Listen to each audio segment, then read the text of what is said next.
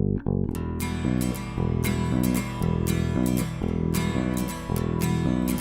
I told you the things I've seen on my ways, if I told you the things I've done in my days, you wouldn't believe me anyway.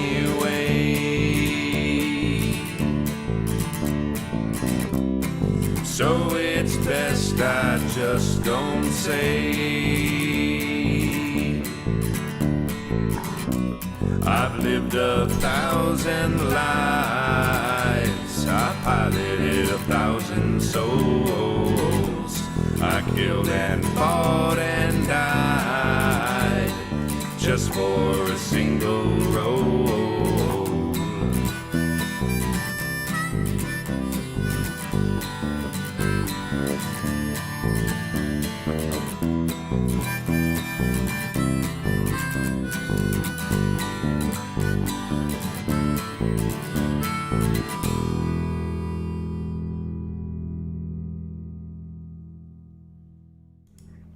Hello and welcome to Happy Jack's RPG. Hello and welcome to Happy Jack's RPG. I did it. That's a pro move right there.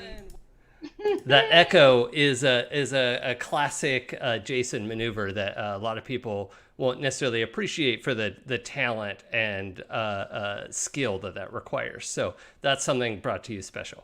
So how echoey is it? Excellent callback.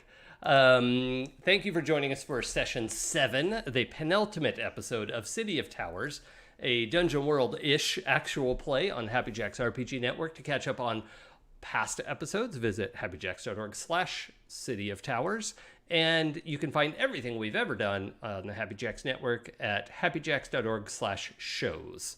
I am your GM today, Jason. We are...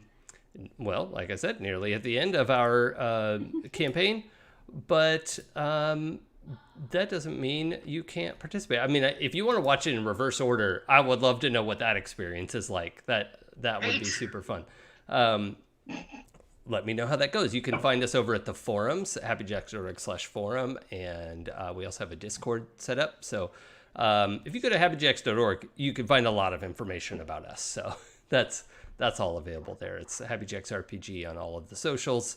And we do a lot of fun stuff here. So let's go around and say who you are and what you're doing here. Eli, are you ready to go first?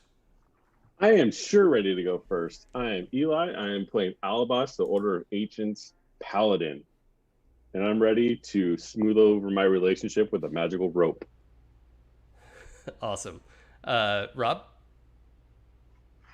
I am Rob. I am playing Ventuz, an Elephant Man, not the Elephant Man. I haven't earned that right yet. Right. Yeah, that is a very special designation. Yeah. That's right. Yeah, I just wonder how much the darkness is going to take us all. Okay. Yeah, me too. On a regular basis, I think about that. Okay, so Pooja. Hi, I am Pooja. I'm playing Zay, a changeling arcane duelist. Excellent. And Claire. I am Claire. I am playing a changeling thief. And yeah, I'm steering into that. Awesome. So previously, our adventurers came out to this coast to find out what was going on with a particular train job. They were hired by a couple of folks from a very wealthy island who would like to get into business, but people don't want to do business with them because a bunch of people from that island are sapient undead, and that was people were turning their nose up at their loads and loads of money. So the plan was steal the thing from this train company, get this other group to show them up by returning that thing, and then that train company looks bad, which is the people who stiffed these guys in the first place, and then it makes these guys look good, and then they can all do business together. It's very simple, really, if you just follow along. So thank you. If you've ever worked in corporate America, it's really very simple. Not wrong. So last time, the group had found out a whole bunch of stuff about the train line itself and this maintenance shed that they had gone to inspect. Got back to town to find their essentially your patrons. They've hired you. You know, your I don't know what you call that. Your bosses, brother and sister. Not patrons. Patron is something completely different. Yeah. Patronus? No. No. So the Patroclus, that's what it is. Nope, that's from Shakespeare. So we found the couple of people, the brother and sister combo who hired you, had essentially, well, I guess literally been run out of town. Somebody had sensed Stiv for what she is. She's an undead. Essentially, less like a zombie, more like a revenant, like if you think of the Crow or something. Like she's undead, but she's not like grody and falling apart. There are also those kinds of folks on the island of Welldown, zombies and skeletons and folks like Stiv. So, you know, it takes all types. And they were hiding in a barn when you found them. Half of you high on drugs. Don't do drugs, kids. That's for adults. And we were walking them back to the inn, and probably notably, I guess, Ventuz offered to do some blood magic, originally for the price of a firstborn, and was talked down to a promise of something in 7 years from now. Look, It you, was- A you lot of have to surprise. you have to shoot high. It was a good No, haggle. Figure out where the window is. You missed the house the first time, though. Yeah, a little bit. Yeah. A little bit. So that is kind of where we left things. Now, as I mentioned last time, I'm not necessarily worried about the nitty gritty of like, okay, you did the ritual, that's fine. We know that Stiv is glamored in some way because your ritual was handed to you by your otherworldly guide. Patron. What's that word? I'm not familiar with that. Patron. Yeah, Owner. that doesn't sound right. We know Rob's character is essentially like a warlock in other game systems. Their magic. Wait, no, his magic is tied to a remote being of ancient, unknowable power, and it's making promises to him, and they're making deals, and it's fine. Everything's fine. Everything is Nothing bad will ever come out of this. Nope. I can't imagine. So that was a component of what we did. We were also wondering how was Stiv clocked in town? Like how did somebody notice? Because also everyone you interviewed around the square was not mentioning the fact that they were chased out, or if maybe they hadn't noticed, maybe the chase started somewhere else, maybe it was someone's shift. It certainly wasn't the talk of the town, so that in itself is an issue. However, in about 12 hours, we know that the train is going to come by on the ridge up on the cliff, and Ventuz's vision says there's an ambush waiting for the train. What we don't know is it the four of you? Is it someone else? Are you going to want to intervene with whoever is making that ambush? Or do you want to carry out the vision as ambushers yourselves? These are things I can't answer. So, in the classic Game Master move, what do you do? I did not see that coming. No, you literally just did though. I did. Well You're done. right. Take a thread, Claire. Okay. That's What am I nothing. doing? That's nothing. It's from a different game. I'm like, what? Sorry. Cool. Let's demigods. Yeah, it's from Demigods. Okay. I will watch Demigods. And Well, friends, what do we want to do with this information? Well, we should definitely go back out there one way or another. Yes. Time do we have until the train comes? Well, at the time of this conversation, let's say you got back to the hotel and Ventus finished the ritual around 10 or 11 p.m. And the vision, again, you didn't have a clock, you didn't have like a HUD in your future sight, but it looked like 10 a.m. light. Like it wasn't dawn light, and it's not noon. You actually specifically told me in the vision that it was 10:12. Did I really? Yeah. Oh, okay. Then it was 10:12. See, I pay attention to your games. Thank you. Someone's got to. Oh, snap. Okay. So, friends, here's my thinking. So that train is going to be ambushed, right? That's what we know. In the What vision. if in the vision? What if instead of being the ambush, we're the plucky fighters that come and help? And what if we pretend to be there to help out and steal the stone that way? We don't know if it's. We don't know enough to say that it's not us doing the ambush, right? So, for instance, and this is my first vision. Sorry, I don't know a whole lot about visions in time, but all I know is there was an ambush. I did not see who did it. I also want to take this moment to remind us all that like half of you are high on literal pixie dust. So that's something to... Oh, right. I know Nyx was fairly high, and... I'm still functional. Right. But like not that functional. And Zay, I think, didn't you like get some contact high? Thought I was over it. Like I had gotten it. Yeah. I think that's... Oh wait, are they the one that got the slight one and I got the bad one? I think that's what happened. Yeah. Okay. Okay. Only Nyx was able to unable to expel it, and you're a bit high for the rest of the night. Right. The rest of us So expelled dust. I'm tripping balls. Yeah. Is what I did it by becoming a squid.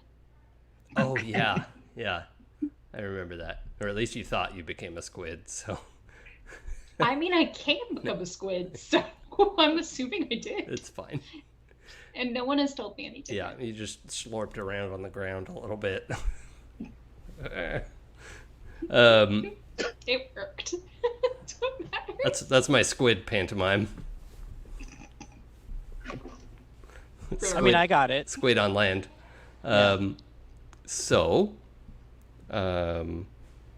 Well, In yeah, any case, I guess carry on. I just wanted to remind everyone of that.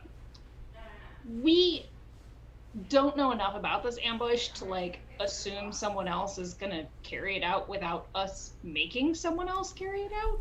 So we can go back to mushroom people and see if they're willing to like do the initial ambush for us, since we also should probably tell them that we took care of their mantis problem. That's a great idea. But did we? I mean, we there's took care of several of those mantises, and this is the other part of taking care of the mantis problem, right? So...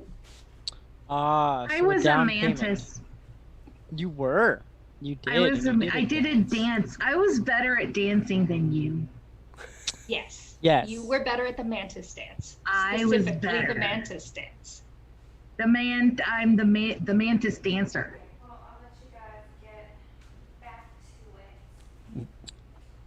Mantimancer.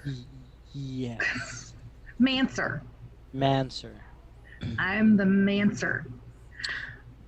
We should mushroom heads. Maybe you should go to bed. But this is fun. So, I think this is a case of Nyx. You're probably out of gas at this point. I mean, you've been very high for several hours, and Okay. So Nix goes to sleep wherever they are. Yeah, Just pulls up some floor. I think it's dramatically appropriate that Nick is like, yeah, let's talk about that. And goes to sleep. Yes. But not before shape-shifting into a mushroom head. That's okay. one way to, yeah, that's one way to get the point across. Yeah. Not doing shrooms, you are the shrooms. Why do it when you are it, man? I'm surprised there's not more of a underground market in pixie dust. Well, it has a pretty broad spectrum of effects on different people, so it's mostly dangerous. Oh, sorry, that one was in character. Oh, okay. I mean, if we need some business opportunities. I'm just saying, like, clear out common household pest, make a little cash on the side. I look at Stiv. You have the funding to back this. This is sounds like a relatively small business proposition compared to what we're trying to accomplish here. I mean, true. Eye on the prize and all of that. I'm just looking to the future. Well, Yeah, when you get a foothold in somewhere. when our business is established here, I'd be happy to hear a pitch for I would be happy to entertain a business proposition of some kind, but I'm afraid. And we're also getting you an audience with the mushroom people to go along with it too. Oh, but I don't need an audience with the mushroom people. Why not? They're A completely untapped market. For everything. maybe, but also very small. Height No, doesn't as matter. Suppliers. You described it as a couple dozen people. Yes, but they have. Did you miss the part where we talked about the curing fungus? Yes, I guess I did miss that part. And they have a bunch of stuff that affects certain races in very specific ways. Okay. Well, I'm not denying that there may be opportunities here, but again, we are operating on a certain scale that we want to get an entire kingdom up and running, and I doubt whatever kind of fungus they have is going to tip that scale one way or the other. Either way, I think we should go talk to the mushroom people. It would be really nice to have them on our side, especially if their timey-wimey effects can kind of counteract the lightning elemental's timey-wimey effects, since they both timey-wime things. And they're also invested in doing this as well because they originally came to us to deal with a problem that's being created by the train. Yeah. Mm-hmm. And out of character, they don't know about the connection between the train and the mantids yet because you guys haven't been back to talk to them. So that is a discovery that you could make that revelation for them, and I'm sure they would have a reaction to it. So Yes. I'm supportive of that. all right. But in this moment, in character, Stiv asks, so do you mean, are you going to go talk to them tonight, or what is your plan? Just so I know. Oh, I was thinking that we'd head back over there early tomorrow morning. You said the ambush took place around 10 a.m., 10:15? 10:12. 10:12. Just prior to 11:45. 3 minutes prior to 11:45. That is correct. Okay. So it gives us a few hours after sunrise to talk with the mushroom people and either set up our own ambush alone if they won't help us, or get them involved and set up an ambush. Sure. Okay. But after everything we went through today and with the pixies and everything, I don't think it's necessarily smart to go back out there tonight.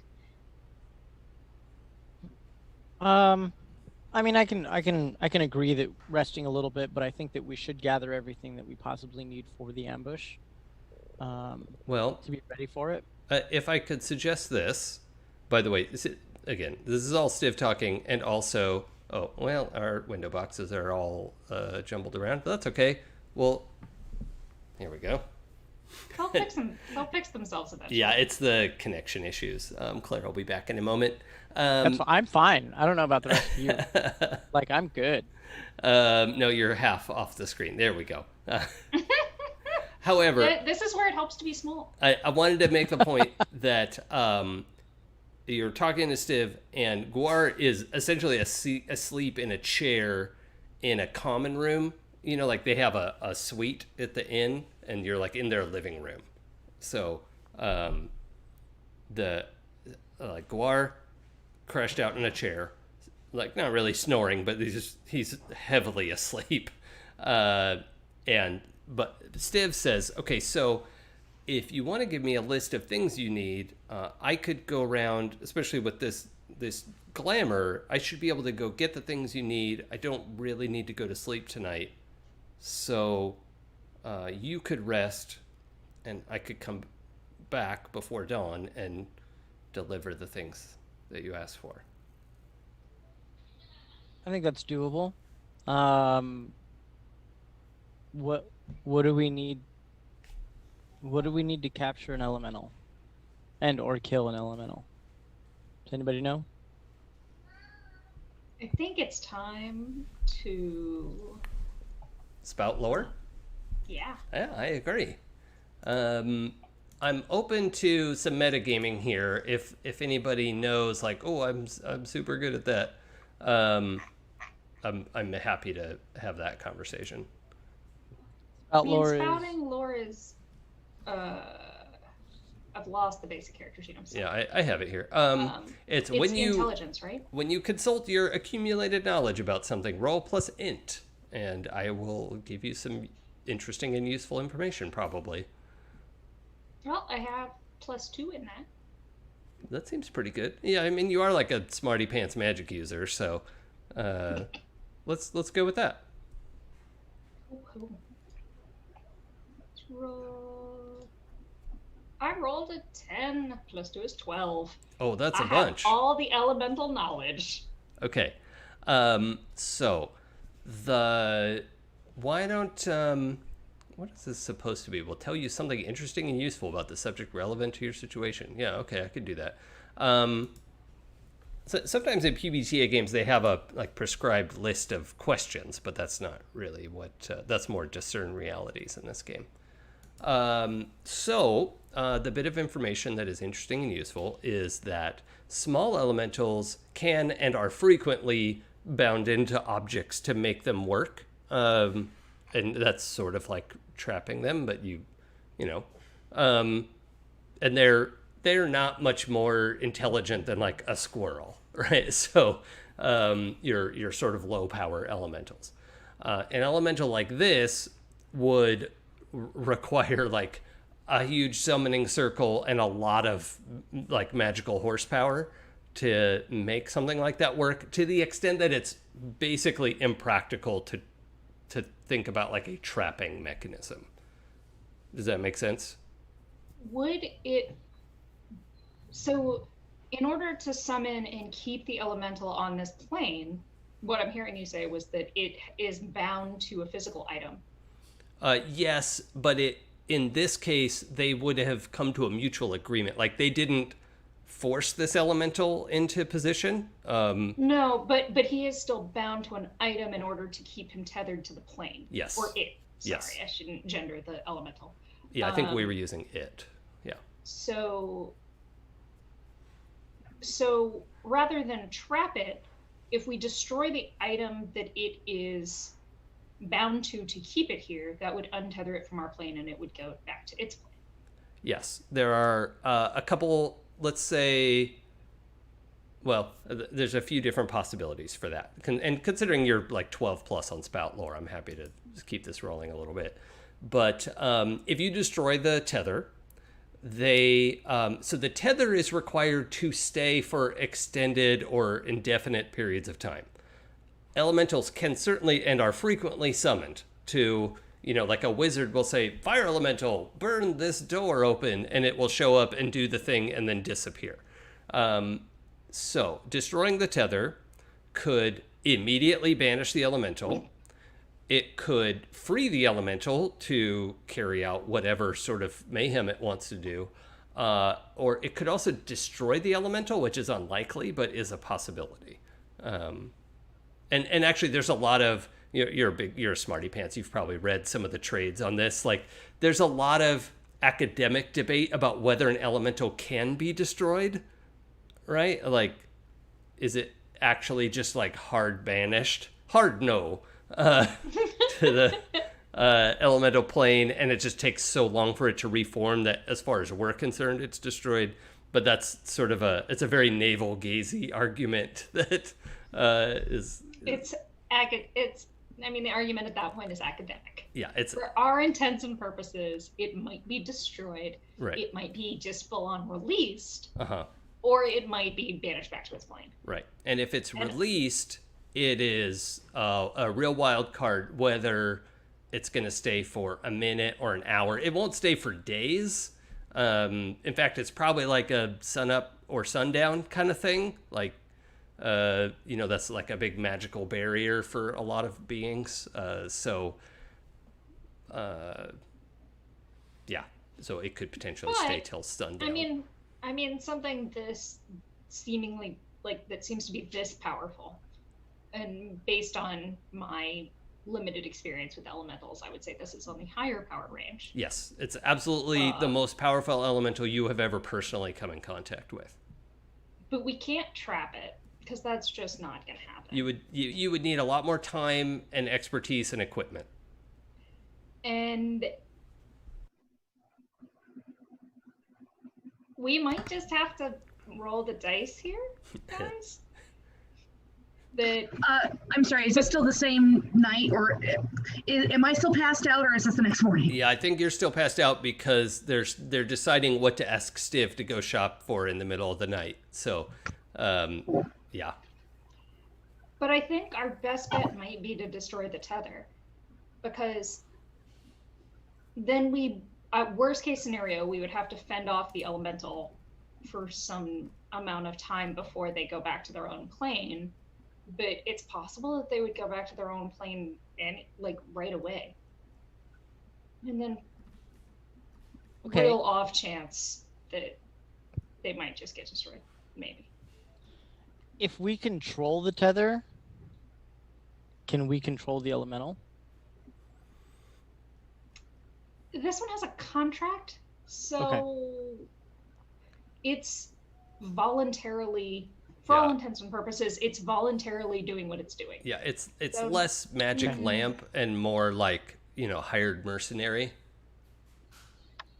I mean, we could try to offer it a better deal, but then we still have what amounts to an evil elemental to deal with. No, agreed. I don't want to go down that path. I think that real quick, Nix, can you make a Constitution roll for me, like just your con bonus? Yes. 13 is a 13 a plus 1? Yes.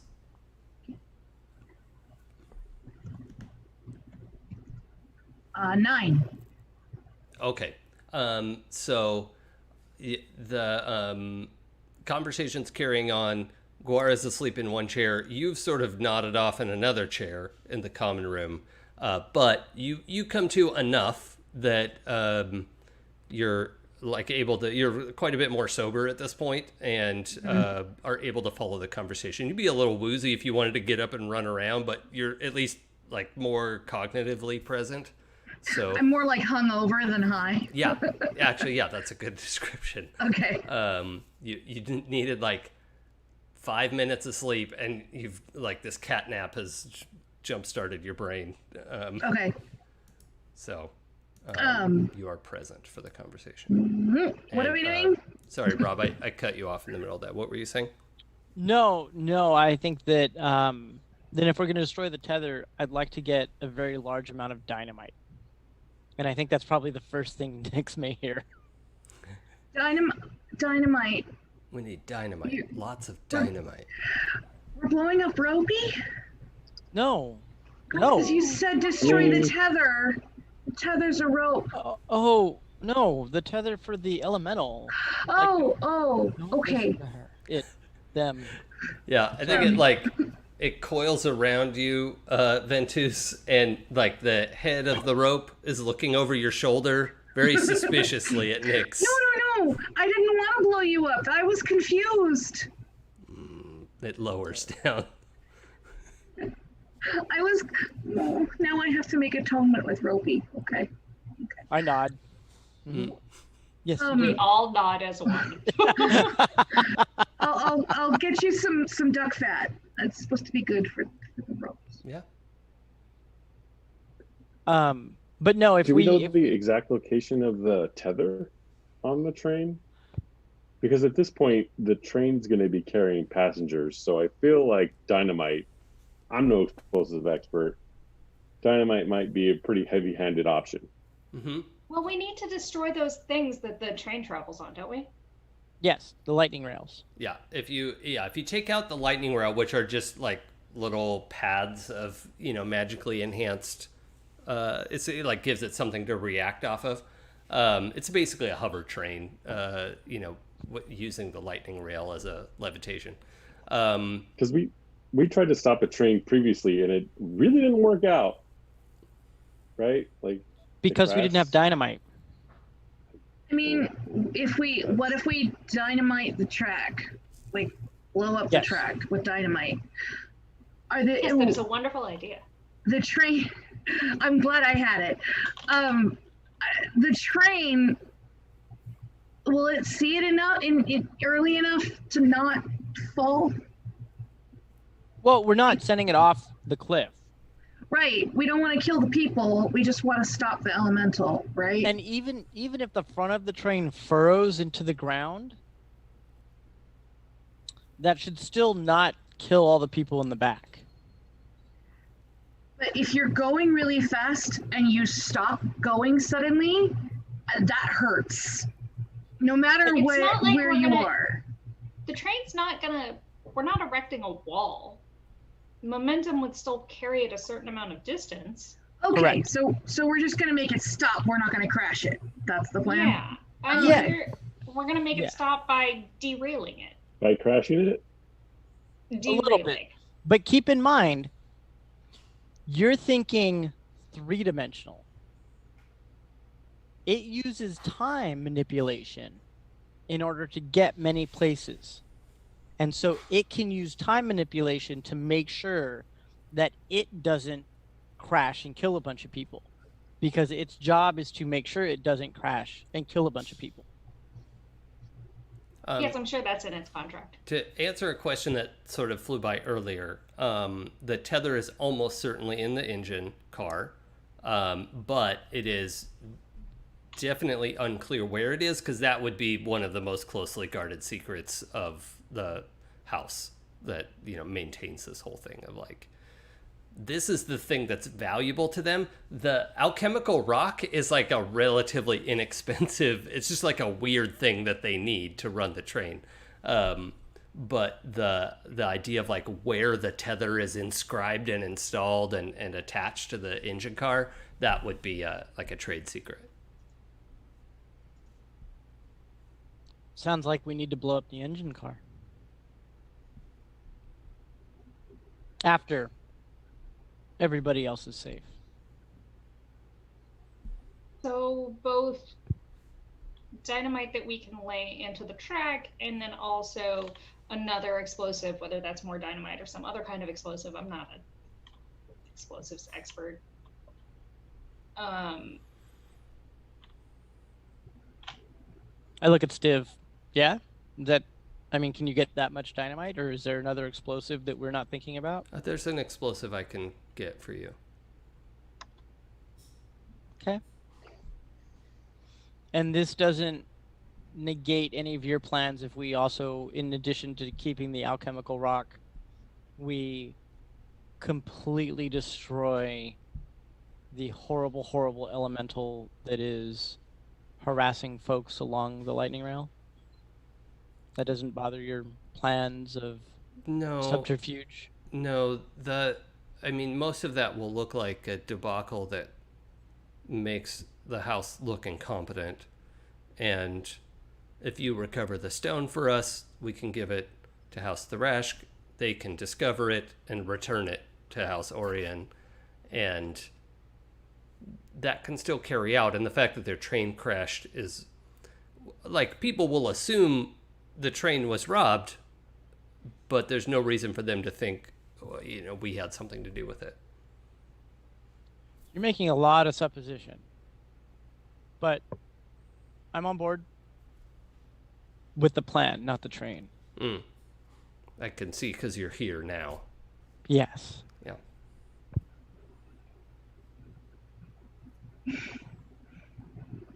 That was very funny to me. You're still I think- hungover, that's why. Yes. We were talking about going to the mushroom people for something. Is there something that they can help us with in this, or not really? We think that they can probably be a distraction initially. Okay. Maybe But we'll with have to talk to them. The You know- ambush, or help counter timey-wimey nonsense, or maybe we could use them, because you had who had seen a mushroom person before today? Anybody? Yeah. So maybe we could use them to get the people that will be getting off of the train to go in one direction. Like, Oh, sure. scary stuff over here. Let's go this way. If they use their excreting powers to kind of suggest to people to move along, nothing to see here. Yeah. Oh, and maybe they could move the track, because they'll be like, oh, mushroom people live here and they fuck with the trains. Right? I don't think House Orion cares, and they would probably just end up trying to exterminate the mushroom people. I don't want to believe that of them. From Well- I'm what not we've saying you're seen- wrong. I'm just saying I don't want to believe it. Cool. I don't want to believe a lot of things.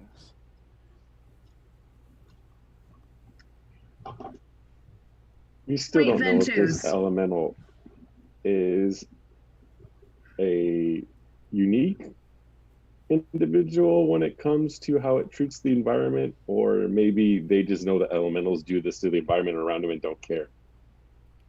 As far as all the knowledge that we had, elementals don't usually do this, not to this scale anyway.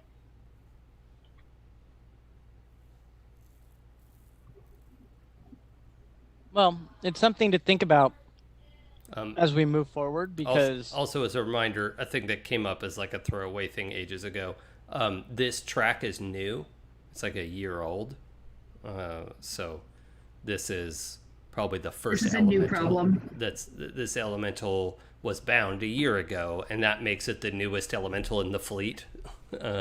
So whatever that's worth, this certainly seems poignant.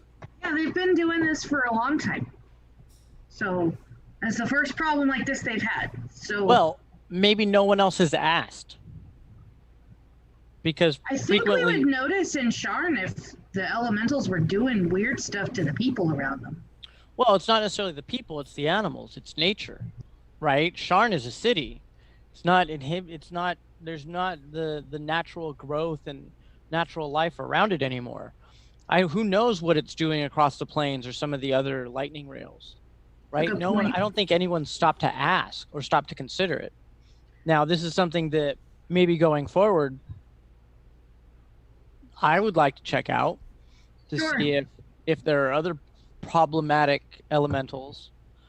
I like that plan. Let's deal with this one first, though. Yes. Cool. So dynamite, and then So more dynamite. Is there then anything more else dynamite. we need? Is More it dynamite? important that it's a solid explosive with a wick, or would a enchanted gem do the same? As long as we can set it off without having to be right there, I think it's fine. and it's difficult to counteract. So, for instance, if there's an anti-magic field or something like that on like the front of the train or around the train that we don't know about, it's always nice to have mundane means in addition to magical means. I understand. Effects are better. But you're gonna, and this is Stiv asking, right? Like you're gonna demolish the track well before the train gets there, right? I think so, yeah, but it's not gonna be 3 hours before it gets there. Okay. It's gonna be probably 5 minutes. We would like to minimize. I mean, all the people on the train. This isn't their fault, and I don't want to catch them in what we're trying to accomplish here. Of course course not. No one Okay. wants collateral damage. No. Okay. Whatever happens to members of House Orion, I'm not concerned with, and will in fact pay well for. But So, if this just happens to be the train of the House Orion reunion tour, we would be okay to completely blow it up? I'd redirect it off the cliff myself. Oh. I respect that. That's extreme. Nix is very sad about that. The house has single-handedly hamstrung my entire family, and in fact, the island I come from. Everyone I've ever known has been affected by their decision. The entire house? Like every single one of them? Well, we get it. I mean- Not all House Orion, but moving If right it's a along, voting block. we're not actually going to blow up the train. right. We're just going to unrail it for a little while. Its own safety mechanisms should keep the people inside safe. And then we can deal with the engine car specifically. Excellent. It's been a long day. Yep. I would like to wash off the rest of Yeah, my head is killing me. I like to go back to sleep. All right, so we just need explosives. Explosives. That's my suggestion. Is there anything else? Two anybody else batches. needs? 2 batches, yes. yes. One for the track and one for the engine. And do we need to go to the mushroom people tonight, or can we do it in the morning? Morning. I think the plan was to leave just at dawn's light Mm. and head back over there. Cool. I'm gonna peace out and rack out. Rack it up, flip it, rub it down. No. Nope. Oh no. Nope. That's terrible. It's all right. We'll fix it in post. I'm trying to think of anything else we might need for this. I can't think of anything. I mean, we're pretty much relying on our wits here and All right. innate abilities.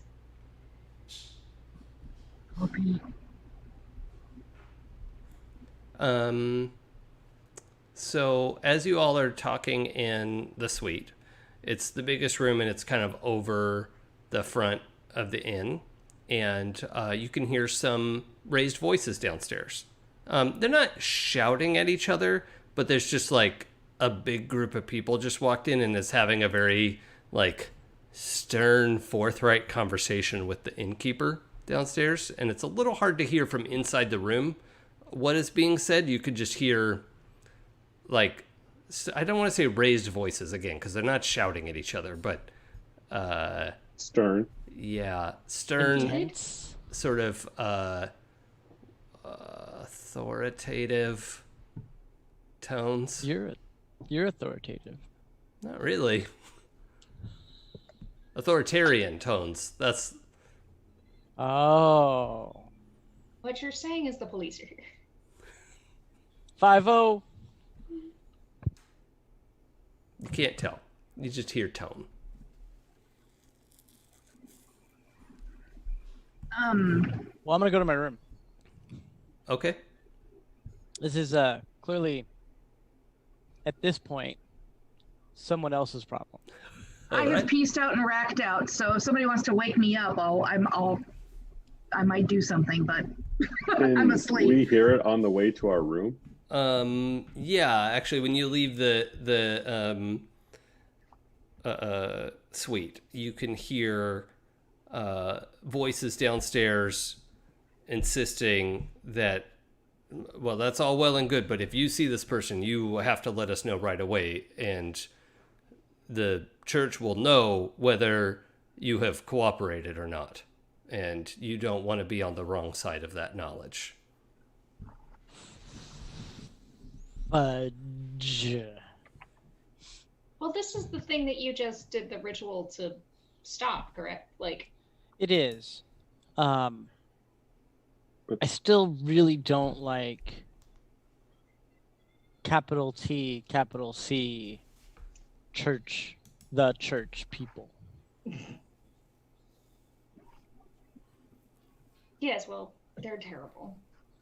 But hiding the aura is not going to stop visual confirmation of somebody they hate.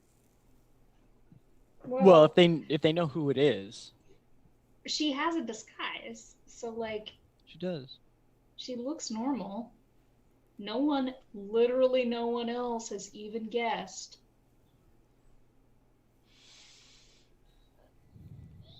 Discretion may be the better part of valor on this front, but I don't think it would hurt to go out a little bit earlier than we originally were to make sure that no one's watching this property. That I agree with. If we head out just before dawn, when people are still asleep.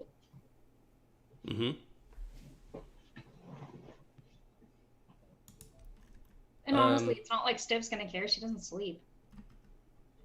Yeah, I mean, that's true. I wonder if we should go warn her. I think we Alaebas, should. you want to go do that? Yeah.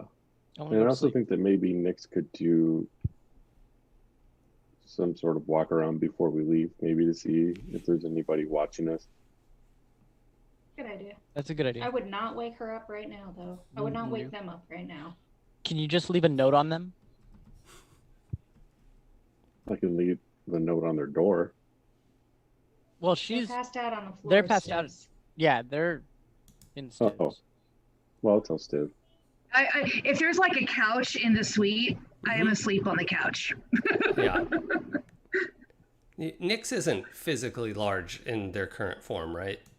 No, I'm normal human sized. Yeah, okay. So you can probably take the love seat and be pretty comfortable there. That is someone who does not normally sleep on love seats. So Sure. all of us will go back to their room. Stiv and Guar, Mm-hmm. The suite. Nyx. Yep. Sweet. Knocks on the door. Yeah. Stiv opens the door. Yep. Just want to bother you for a moment. Is it okay if I come in? Yeah, of course. Come on in. And when you come in, you could see Nyx has a blanket over them, and Guar is not in the room. Oh, There are some. Oh, wait for the door to close.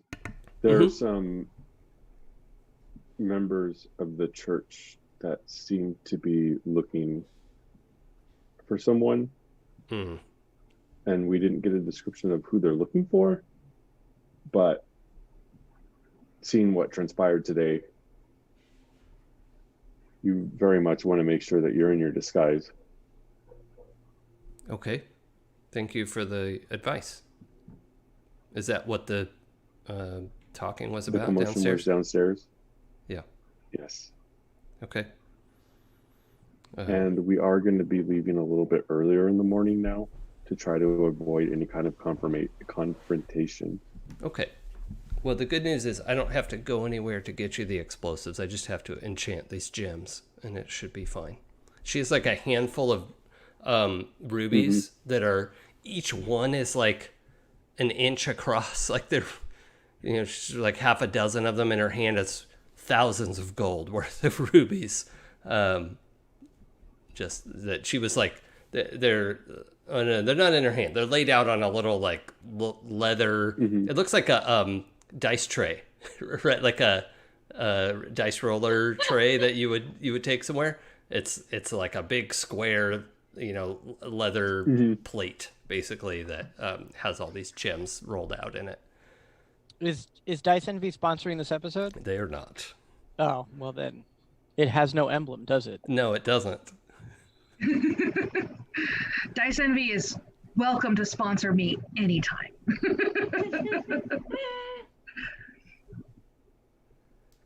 I'm just going to write Nix a note. So when she wakes up, we're going to have her ask her to do a patrol, or ask them to do a patrol of the area, just to ensure that if the church does have a stakeout for you, that maybe we can get the upper hand and try to slip out of here, or at least if there has to be some sort of confrontation, that we have the upper hand. Well, upon waking and finding a note like that, Nix's first impulse would be to just disguise themselves as Stiv and get somebody off the trail.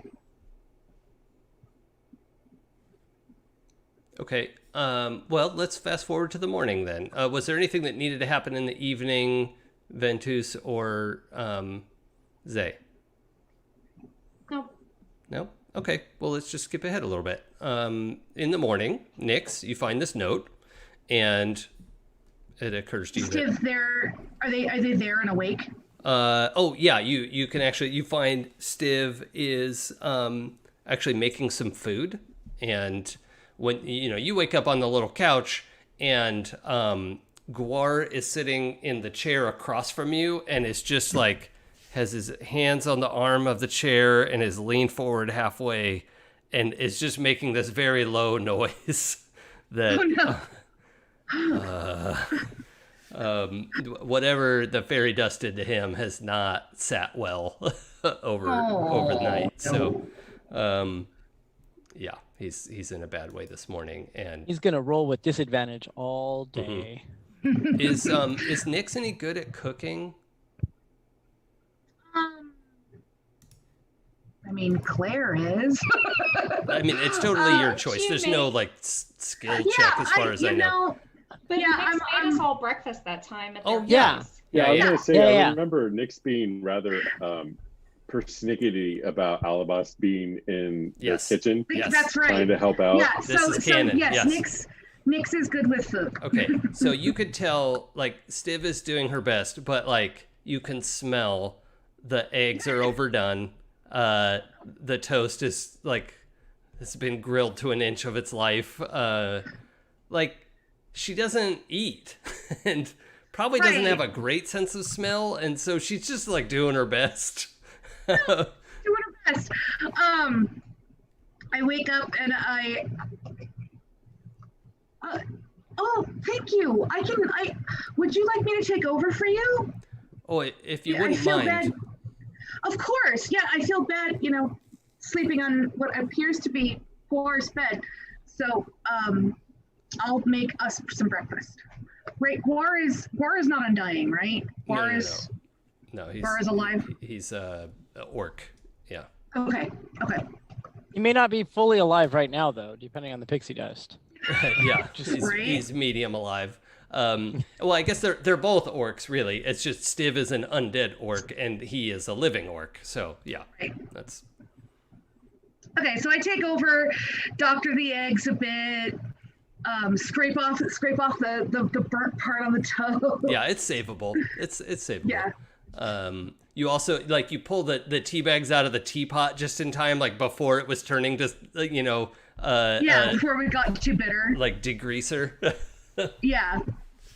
Strong, Okay, so strong yeah, tea I- is just like, wow, it really can like strip the enamel off your teeth. So Famines.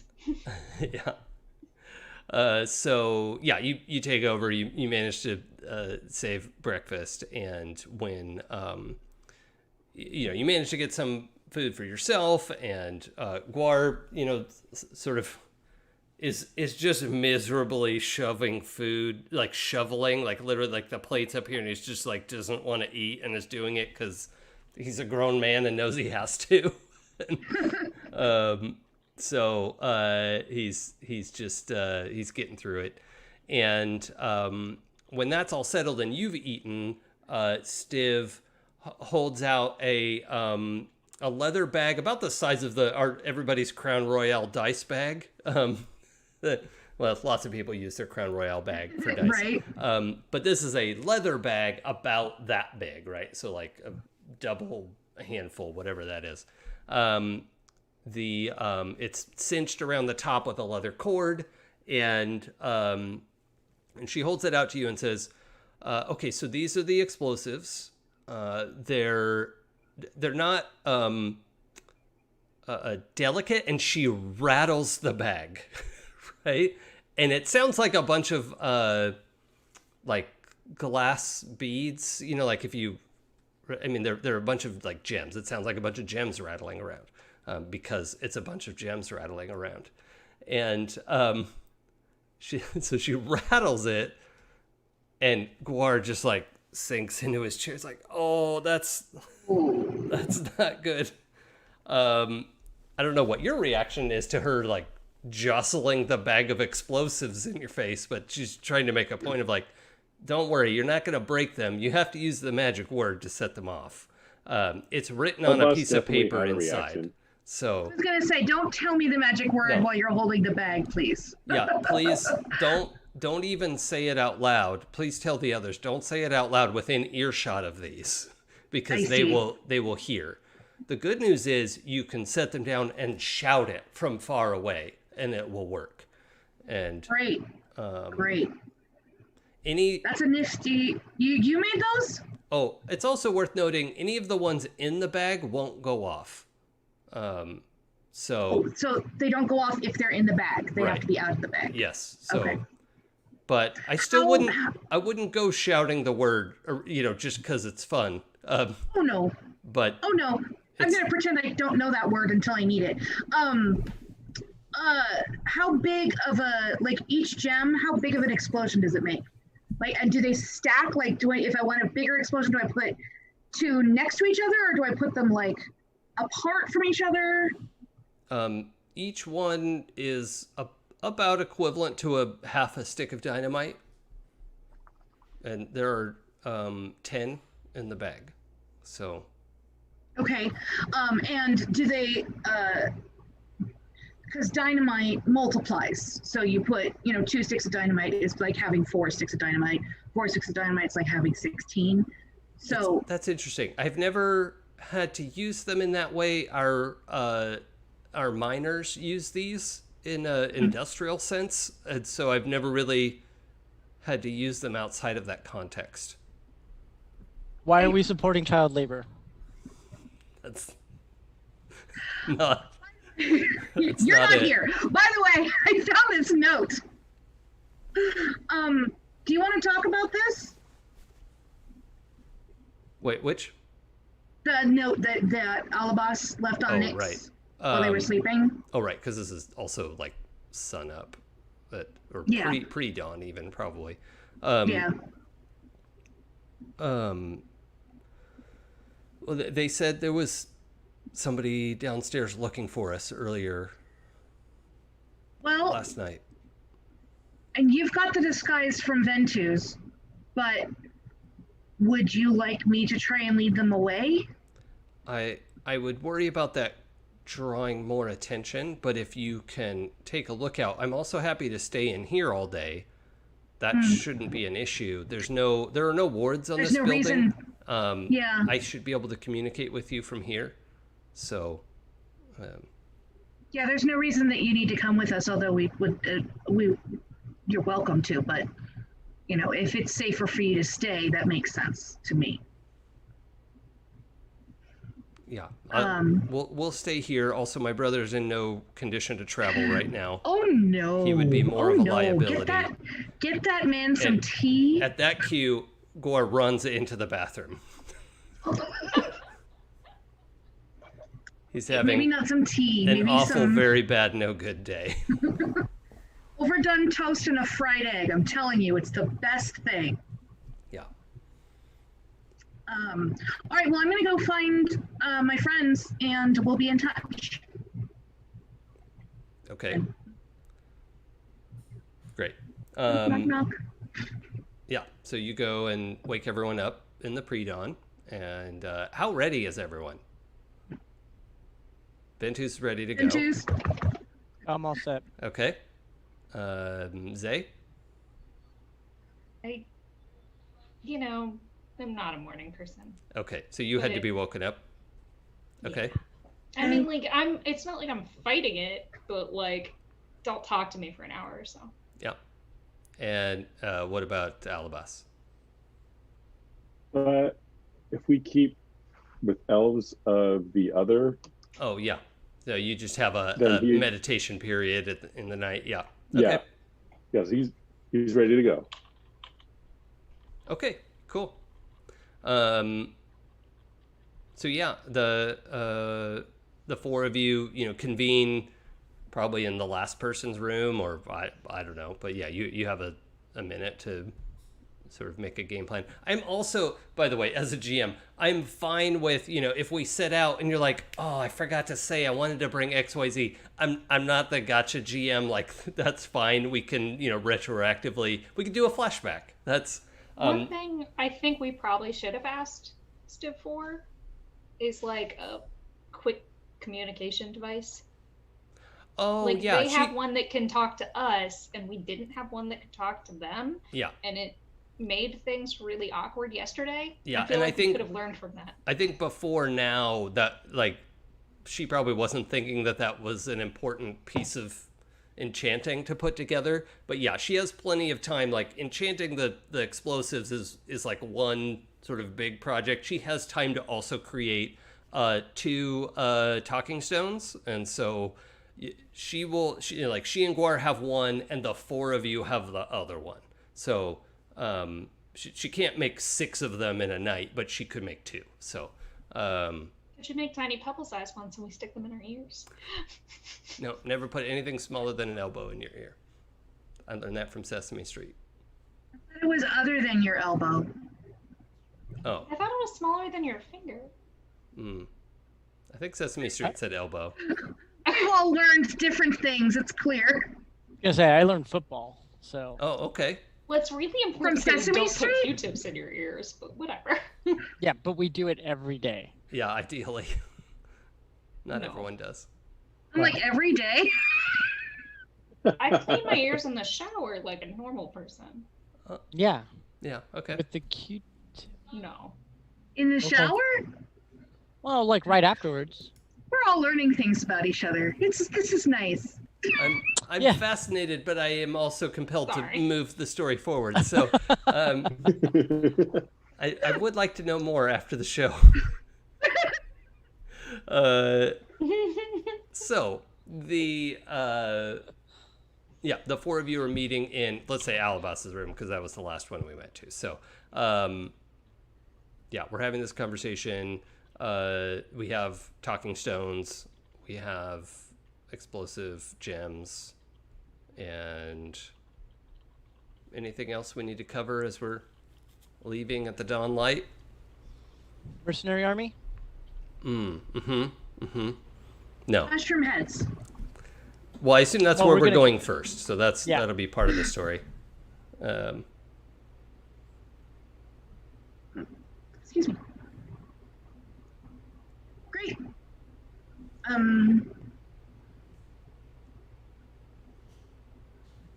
Yeah. Are we ready to go, friends? Yeah, I'm all set. Let's go. I mean, as we Great, walk Were out. you doing I thought you were gonna do a walkabout. Did I miss it? Did I get distracted by your things and miss it? Walkabout. Yeah, Oh, yeah, did Nick's Make sure that scout. no one is watching us. Yeah, to scout ahead. Sure. Yeah, I can do that. All right, so what I'm going to have you do is roll Discern Realities. And I will say, when you go outside, there's nobody just watching the door, right? And you go around the block and you kind of take in what, kind of take the temperature of the neighborhood. You have there isn't a riot about to break out. You don't have a battalion of church of the Silver Flame guards, ready to do violence. But we can go ahead and roll Discern Realities and answer some of those questions. Right. Do I get any bonuses from anything on that? It's your wisdom. Wisdom is 15, so is that plus 2? I think so, yeah. Okay, so that's a 12 then. Nice. That's very good. So you get these 3 questions from Discern Realities out of the... They have 6 here, and it's okay to, wiggle those a little bit. Yeah. Is anybody watching the door? There is nobody actively watching. Yeah, it doesn't seem like this building is under surveillance. Ultimately, you see one person wandering around the neighborhood in general, but they're like Silver Flame Bard, like not really a priest, but they're going around like it's 6 a.m., like just shouting and like gonna tell people about the Silver Flame if anyone comes out of their house. So, Cool.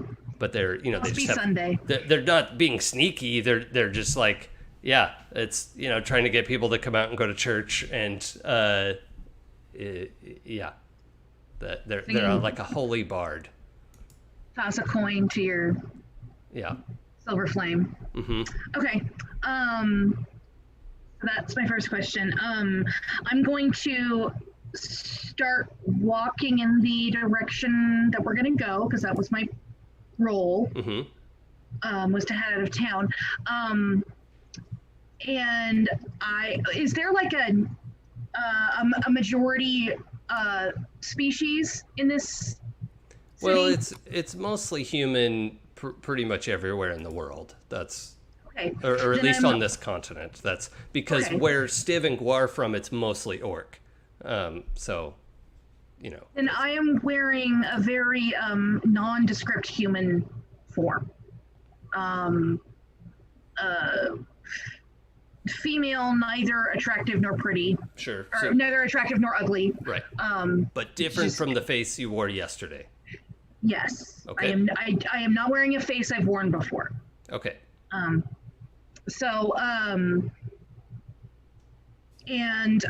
just gonna kind of. Are there any large crowds that they need to avoid? Not really. At this hour, it's the city's pretty open. You could see, boats getting ready down at the docks. There's not a whole, like bakers are opening up. It's all that like normal early morning, pseudo medieval kind of setting.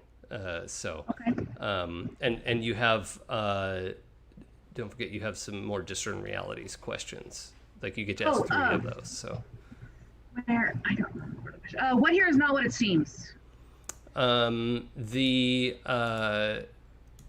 The thing that's not what it seems is that there's a general air of like the citizenry is a little paranoid, and they've probably been harassed. Like members of the church have probably gone door to door in the last 12 hours and been harassing people, and you're just that it takes being outside for a little bit and getting kind of a holistic, like there was something weird, and then the People second are person, on edge. yeah, and but it took seeing the 7th person to go like, oh, I get what all these pieces mean, and so Okay. yeah, that's the citizenry is feeling harassed. What here is useful or valuable to me? I think you're able to scout out a useful pathway that would be relatively difficult for horses, and that is commonly, like Silver Flame Paladins are riding around the city all the time. They've sort of like there is a town guard, but the Paladins of Silver Flame have taken it upon themselves to provide additional security to the town. Yeah, that is in fact bullshit, but it is a thing that they've done. Bunch of jerks. These are not the good guys. So I'm just gonna leave. I'm just gonna leave that on the table. yeah. And what should I be on the lookout for?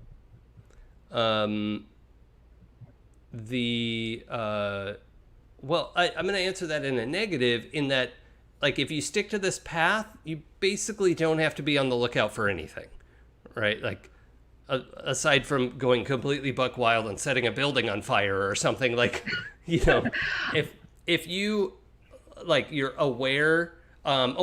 So I'll also put it this way: is like this is not the morning to interview or like talk to members of the town. Right, like nobody is on friendly status right now. Like, everyone's like hostile and harassed, and just like keeping their head down and doing the jobs they have to do. Everybody's grouchy. Yeah. So the town status is it's complicated. Yes. Yeah, like any charisma checks to deal with townsfolk will be at disadvantage. Ooh. So okay. That's So good I to go know back. ahead of time. Yeah.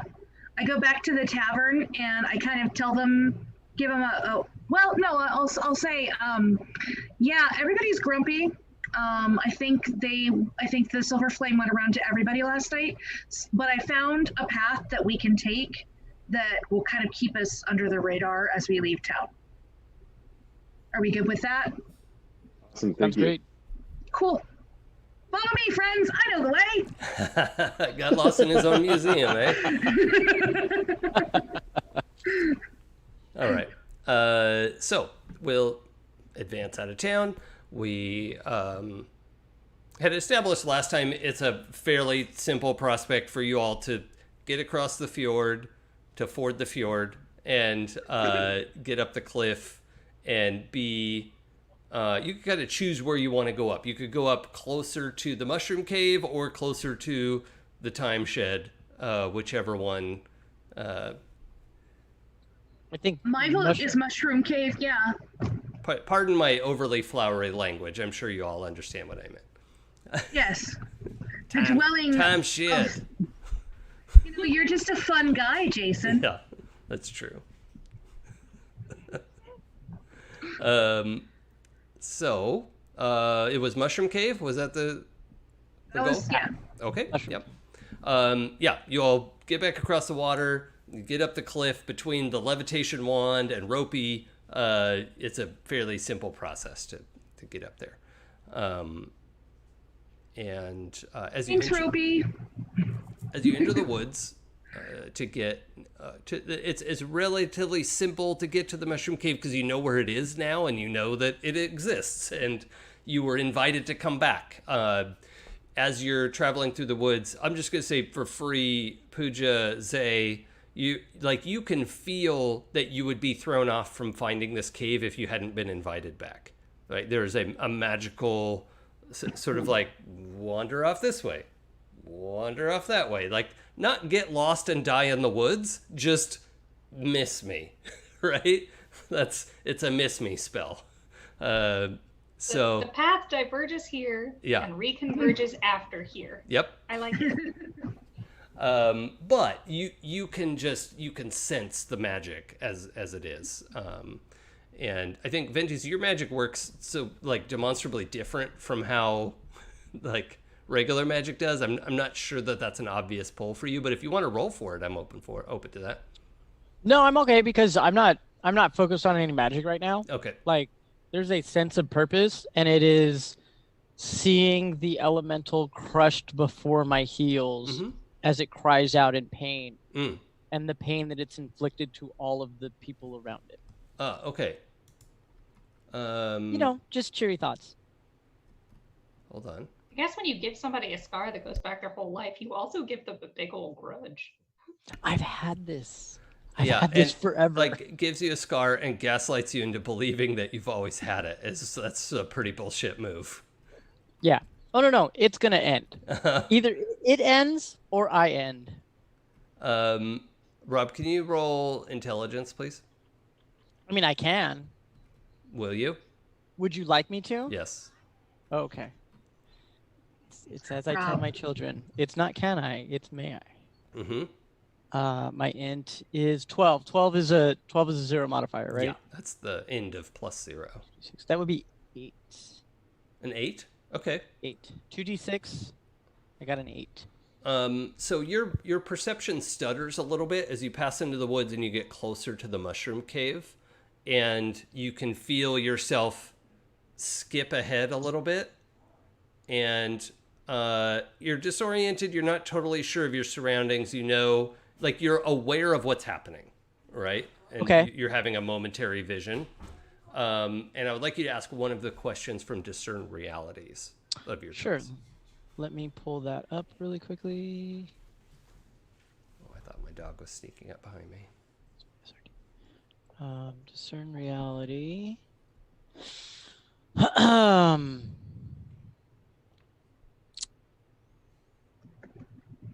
You said time shifted a little bit. Your perception of My perception Yeah. of time shifted a little bit. Well, then in that case, I'm going to ask what is about to happen.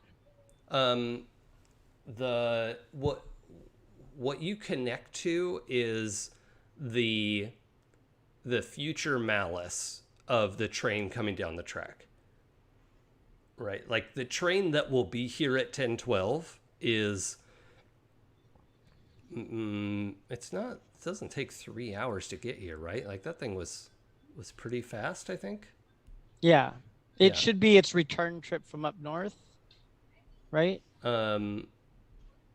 No, I mean goes- the trip you saw is coming from Sharn to Trollenport, but it's like the train is in Sharn right now at dawn, Yeah. and it's gonna leave in a little bit so that it Okay. gets here at 10. And Gotcha. Okay. What you can feel is the presence of that elemental that you've already tangled with. You can feel its like future presence, and it's malevolent. It is hateful. Okay. So is this a malice of forethought? Yes. Cool. All right. I'm So it's Oh. actually a forethought of malice, really. forethought of malice. Yes. I'm gonna get a little bit angry, just like getting my hackles up. Mm-hmm. Right. I don't think an elephant has hackles, but the corresponding emotional reaction physically shown. Sure. Okay. My Your ears ears go flare out. out a little. Yeah, that's exactly it. Yep. And I think you all know Ventuz well enough to know that he's on edge, right? And that's whatever it is that happened. I think you probably missed a step too of like that quick step stumble. There was nothing to trip on. Like everyone's like, "Ooh, okay, this is tense." It's up to you if you want to do anything about that. But there's like nothing happens. It's just we're walking through the woods almost to the mushroom cave. Should we just continue? Yes, Okay. please. All right. So I'm just gonna tug on your ear a little bit. You're gonna do what? I'm just gonna reach out and like instead of poking you, I'm just gonna be like, dink, dink. Oh, I'm gonna okay. say, like you on okay, the bro? earlobe, kind of. Yeah, Yeah. like on the tip of his ear a little bit, and be like as a, hey, we're all still here. Kind I of can feel it. I can feel it coming. on through the night. What do your elephant eyes see? It's not. I don't see anything, but I can. The same way that I guess the tree reacted, in feeling, and the same way the mantids react, with that feeling of hate, of anger, of just evil coursing through me and coming my direction. This needs to stop, and it needs to stop today. We're gonna get him. That's why we're here. Let's push on. Yes. Okay.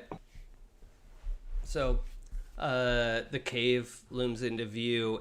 There's a little bit of a like humped up hill, but then it's mostly you go down underground to get into their cave, which was a little bit of a lava tube with a basin at the bottom, and that internal space is where they've set up their little village of, again, couple dozen people. It's not a lot of individuals. It's, without doing a head count, it's 20 to 30 maximum.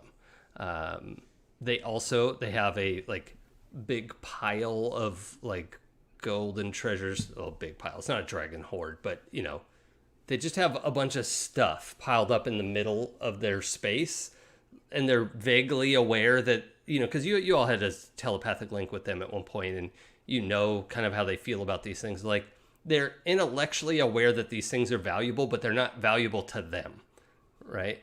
So like, they're not like ignorant. It's just unimportant. So that's you all march down into the cave. You can feel the shift now that you're aware of it and expecting it. You can feel the sort of membrane as you pass through, and time flows a little bit differently. And when you get back there, was it Short Round Gray? Was that being's name? Yeah. Yes, because it was very Indiana Jones. Yeah, Short Round Gray. Short Round. Okay, let's more just mushroom person. Is the first to greet you, and they say, "Hey, welcome." No, they're waving and communicating with you, and offering telepathic spores. Last time one of them spoke in the thieves' cant. Oh, that's right. Yeah, that's what Gray is doing. Is they're signing to you. And I'm welcome signing back. Hi. Yeah. Hi, we're here. We have much to tell you. Okay. Rob? Zay, did you come in with us? I did, but I'm doing the same thing. Like, I'm cool without spores. Thanks. Okay. I got my PPE on. Mm-hmm. Gotcha. Yeah, I mean, it doesn't require much more than like a bandana across the face, because it's somewhat present in the cavern, but if you like, just minimal effort to block it is fine. So you're saying you should wear your mask? Yes. Yes. And I think wash your hands to get the spores off. Yes. So just wear a mask and wash your hands. Yes. Yeah. And maintain some physical distance between you and mushroom people. And the spores, yes. Yeah. Would you say, about the height of a taller gentleman, about 6 feet? Yeah, something like that, approximately. Okay. Like Great. a square, 1 square of distance. A square of distance, perfect. Yeah. All right. So, the We three of you, digress. are the three of you plugging into the spores? Oh yeah. Like it's our second home. Let it envelop me. Uh-huh. I'm curious if it'll calm me down or not. Okay. Curious if it'll help my hangover. Let's see. Nix, roll your con bonus again. +1, where did my dice roller go? Do it again. 7. Hey, Roll. that's a hit. 7's a hit. Okay, cool. It's not a great hit, but Nope.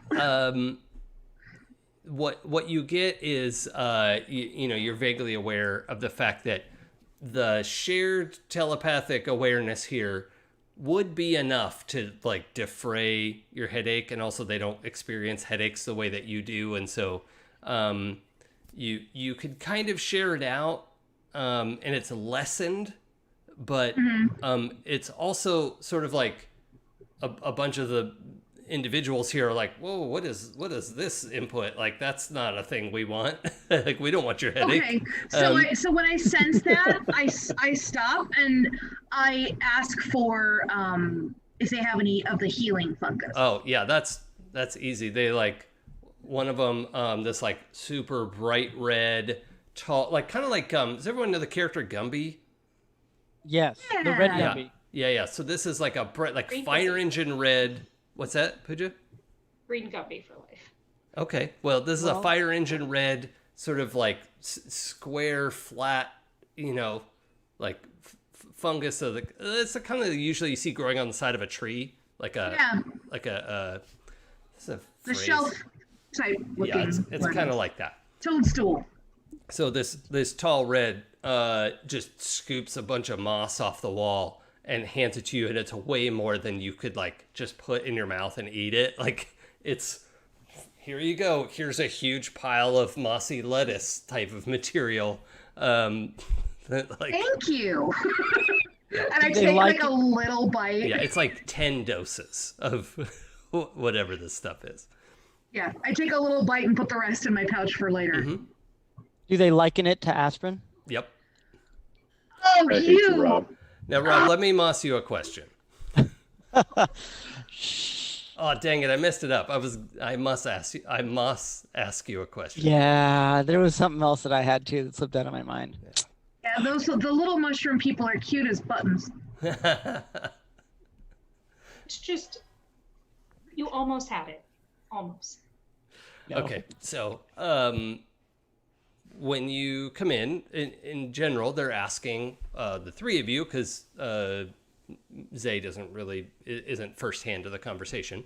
Were you able to get rid of the mantids? Because that was their initial thought, was dealing with the mantid threat. We got rid of the immediate threat to your territory. The mantids that were right here, we got rid of. We also discovered that we think what's making them crazy is the train, and we're gonna stop that train. With your help. Would you be willing to help us with to stop the train? It depends on what you want us to do. We're not warriors. No. What? So we're going to cause a small damage to the track, so the train will have to stop, and the people on it will have to get off. And we would just like you to be visible so that the people walk away from the direction that you're standing. You're not going to hurt the people? No, not at all. We're going to hurt the elemental who's hurting the forest. But that's it. There's an elemental hurting the forest? That's why the mantis are hurting your people, because they're being driven crazy by the elemental. So Do you the have train. something Go ahead. Sorry, Eli. that you can do about an elemental? No, we don't really have a lot of experience with elementals. But you do seem to have experience with time effects. We noticed it yesterday when we were here. Time moves a little Does it? differently. Yeah. It does. It moves slower for you? Is that right? Is that right? Slower for them? I think Or is so. it fine? Oh, Okay. well, it's whatever. The amount of time spent in here is less than the amount of time. Like, if Yeah, you. yeah. Wait, no, what it was. You were gone longer than you realized. So, yeah. So time moves slower here. Yes. And our hope is that because the elemental has some control over time, that you're able to Disrupt that. counteract that a little.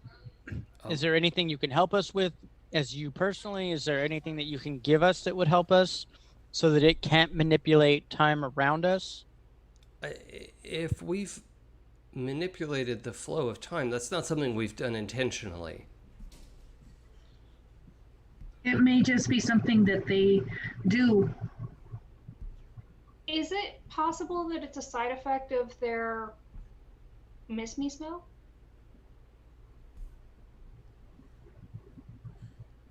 I have no idea. You're welcome to inspect. Yes, I mean, we have the runes carved to discourage travelers. You're welcome to look over them if that's helpful. May I use discern reality? Uh-huh. And I think I took a bonus advancement for that, but let me look. Oh, cool. You mean to No, raise... I didn't. Oh, okay. Nope. I didn't. I decided not to, apparently, because that was wise on my part. Oh, and an Yes, update very wise. for the listener using the Dungeon World SRD. We're level 6. Hopefully everyone's on the same page there. Yes. Yeah. Yep. So discern reality is wisdom. Mm-hmm. I'm gonna roll 2d6. I got a 7, and my wisdom is 13. So that's a +1. That's 8. So it's still between 7 and 9. It's a partial success. Yes. Jason, over to you. Oh, you get to ask a question from Discern Realities. Fuck. I thought I was done. If I talk really fast, I confuse people.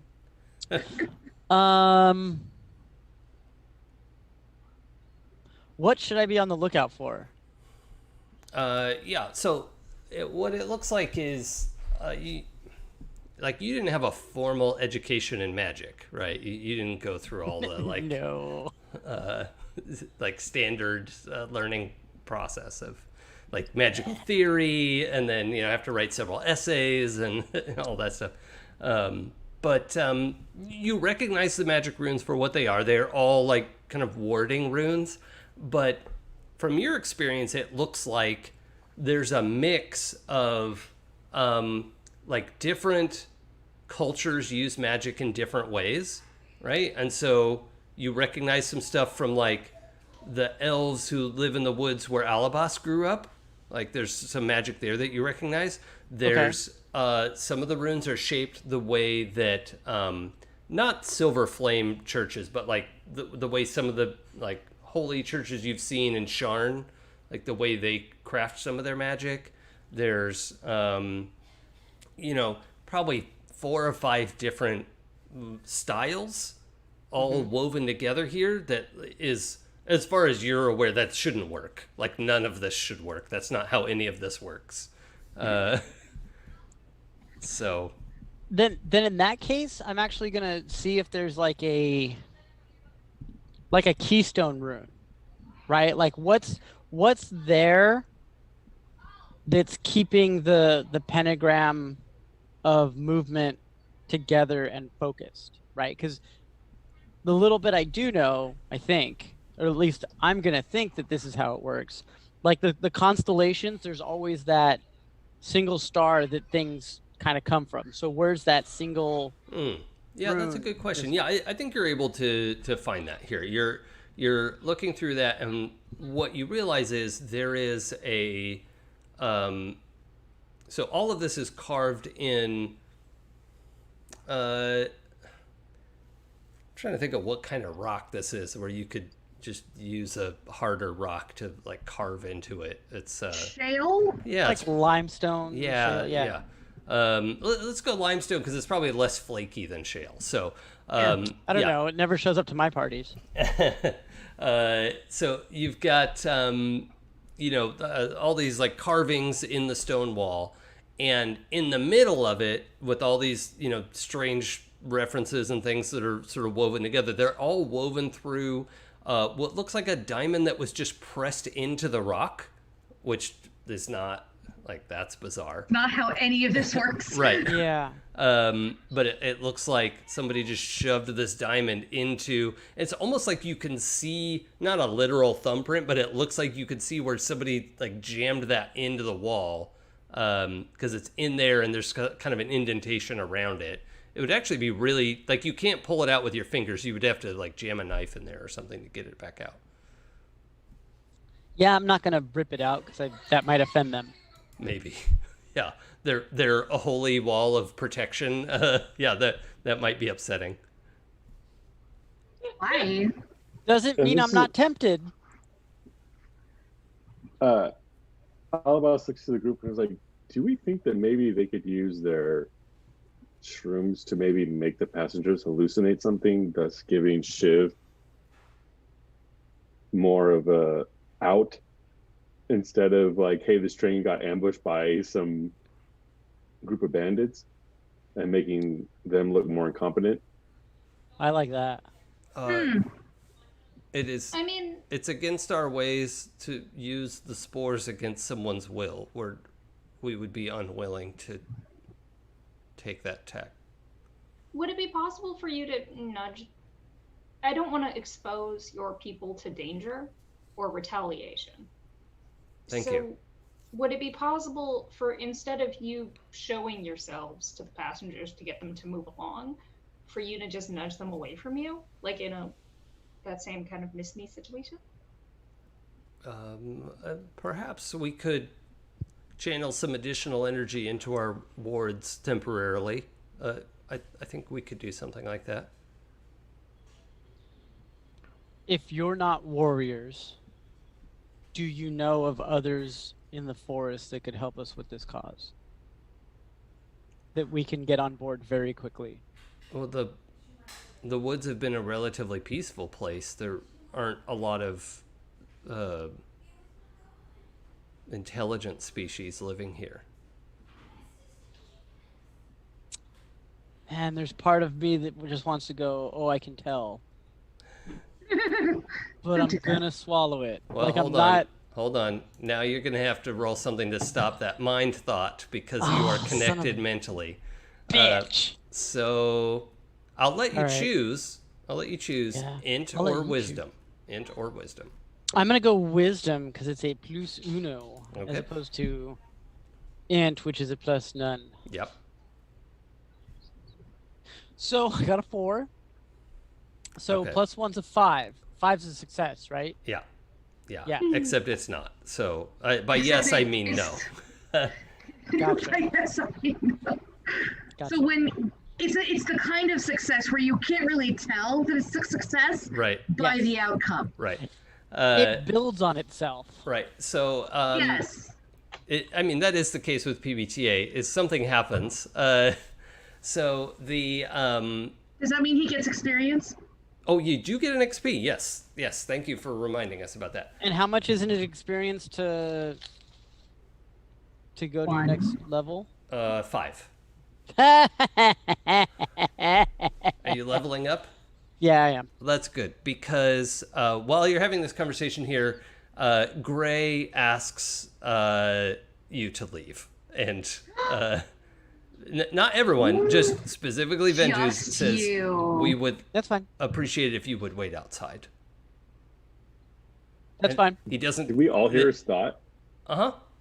Yeah. Since we're on my Yep. Yeah, As and they soon don't. as- They're not reacting with anger, and they don't even go like, "Well, what do you mean by that?" Or what? They're like having a conversation, and then they turn to Ventuz and say, "Would you wait outside, please?"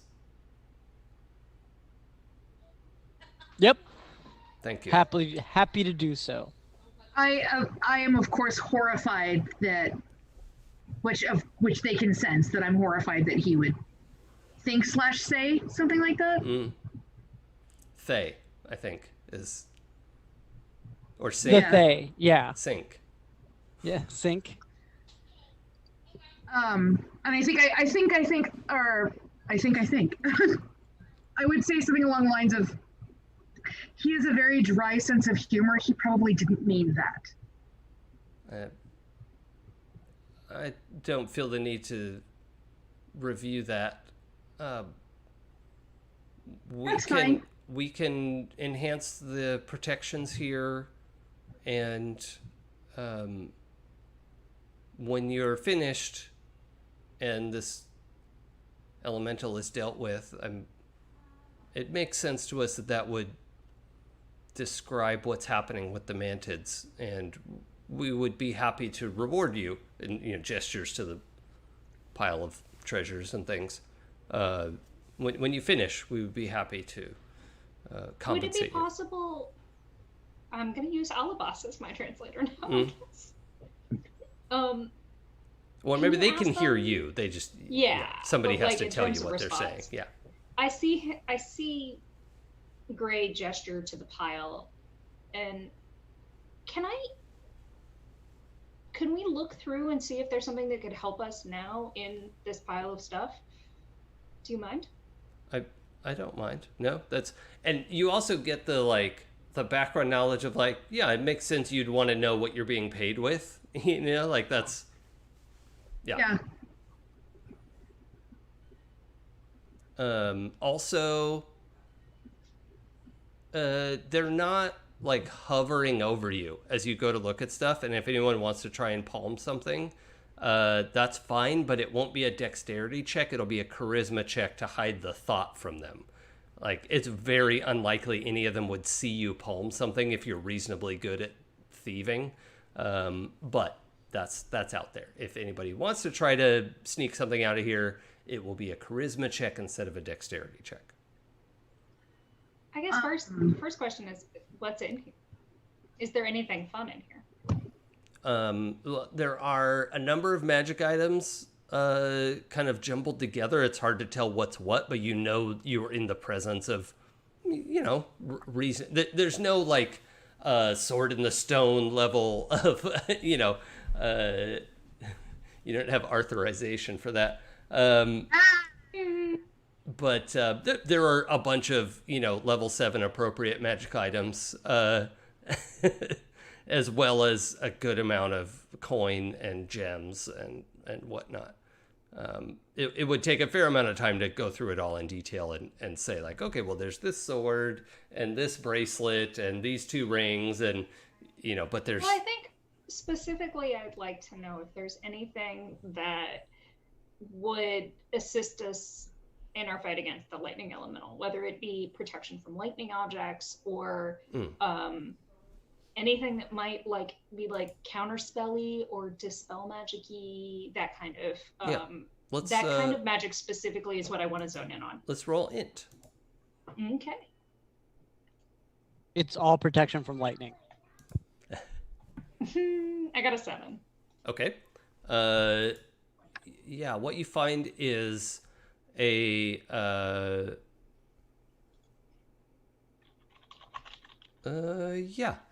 find a shield, and it has a relatively strange symbol on the front that you're not familiar. It doesn't match any of the churches you're familiar with, and picking it up, you're thinking, this is very old. How long have these people been here?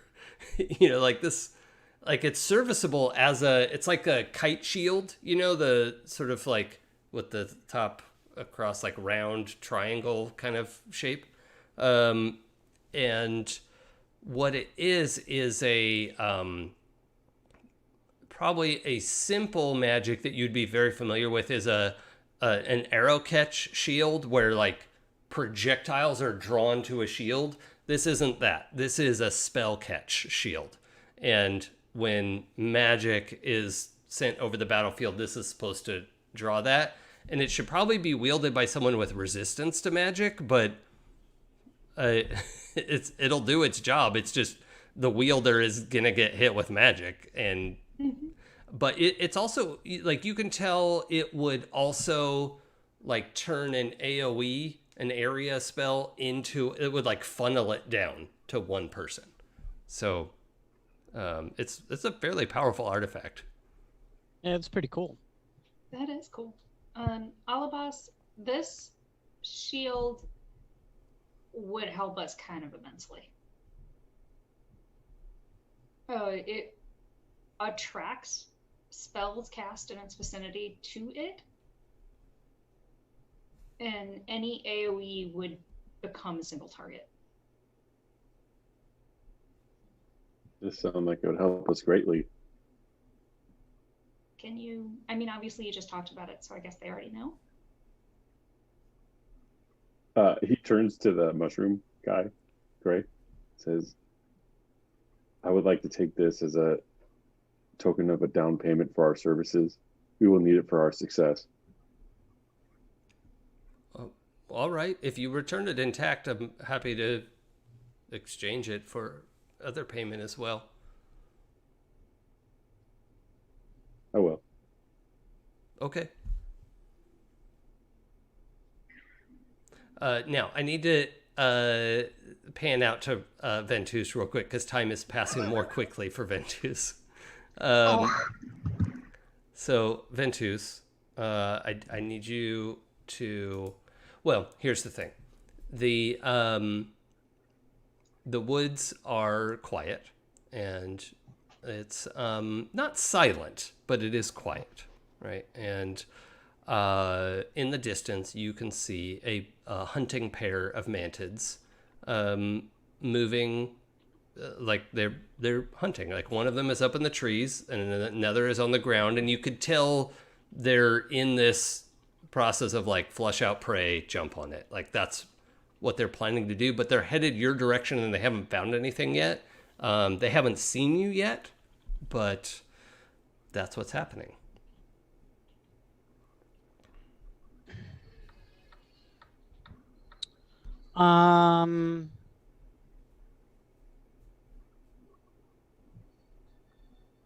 Okay, well then what I would like to do, because at first I was just walking around outside like kicking rocks.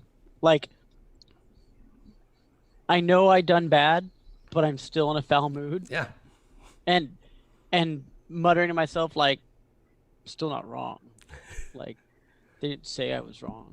Like, just being petulant a little bit. But when I see them,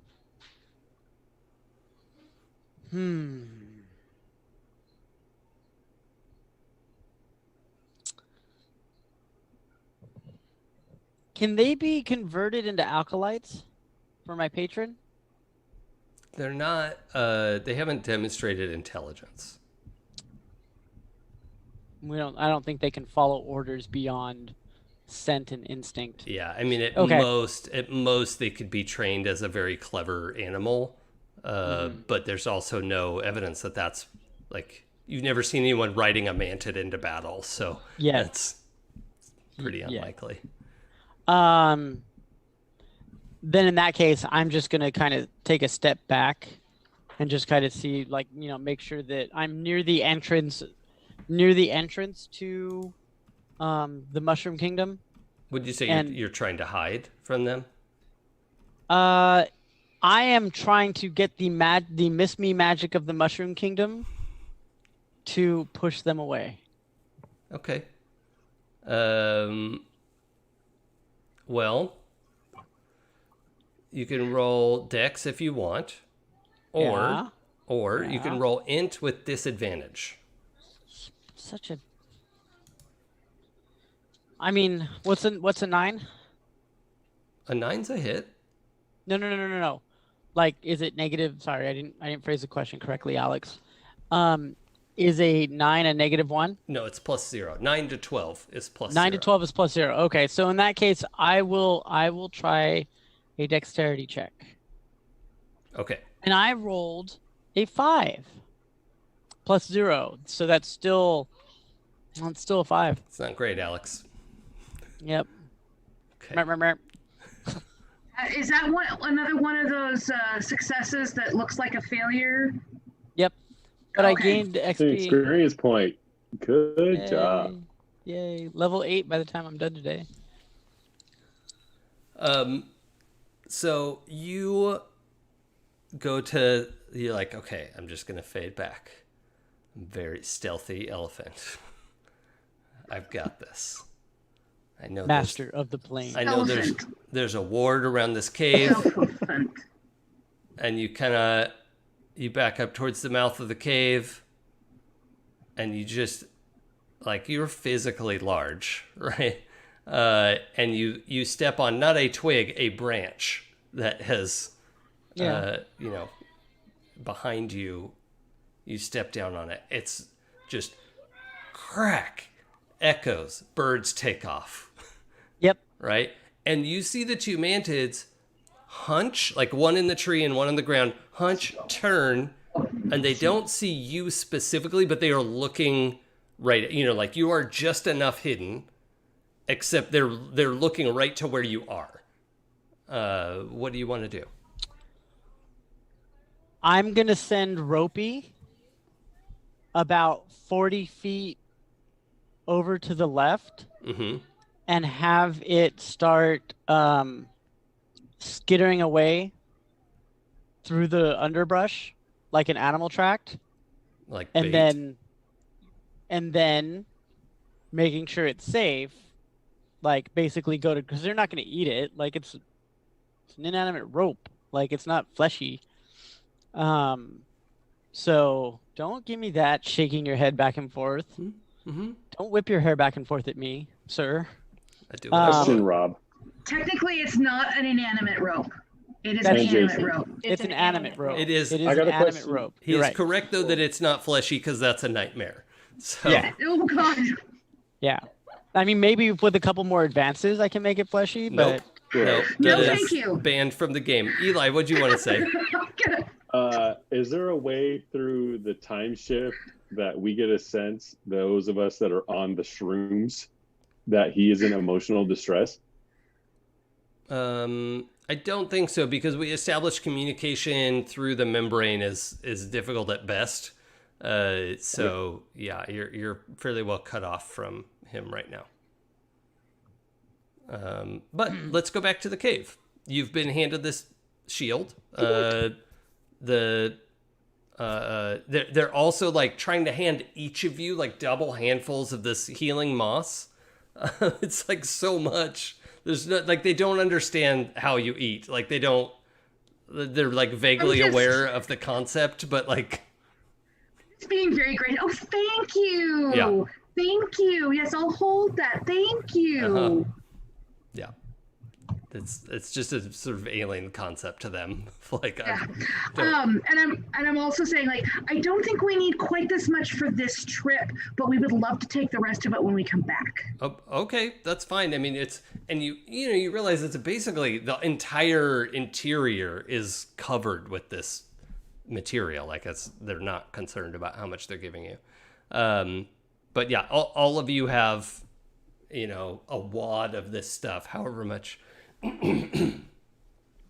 however much you want to take with you is, whatever sort of reasonable amount that you could carry is fine. Do we have stats on like how many points it restores, or is that more of a roll at some point? Sorry, can you say that again? It cut out a little bit. Yeah. Do we know like how many hit points it can restore, or yeah, it's like I think it's a D8 is what I had. I don't have my notes anymore. I wrote it down at one point and I remember writing it down. I don't know why I wrote it on paper and not my Google Doc, but I'm pretty sure it was a D8. I like a D8. We don't have as many hit points in this game, in this system, so D8 sounds great.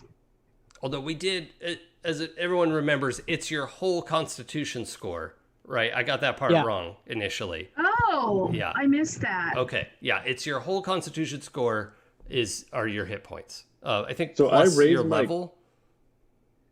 Con as one of my advancements to +2. So do I take that on the high end for my new hit points, or do I just? It's just whatever your total Constitution is, right? So you would have raised your Constitution up to be +2? Yeah. Yeah, so whatever the big number is. Oh, cool. 17 or something? To be at +2? I don't remember. But yeah, it's that plus, I don't know, it's written down here somewhere. I think it's in Slack. Yeah, it's in Slack. It's +2. Oh yeah, it's equal to you have a class base hit point, so it's whatever it is for your class plus your whole Constitution score. So you'll have to look up whatever your class says.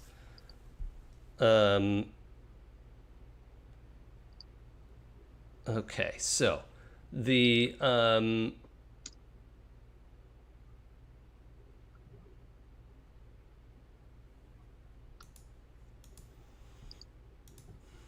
three of you have been given a fair amount of material. They're fine with you borrowing the shield for now, possibly keeping it long term.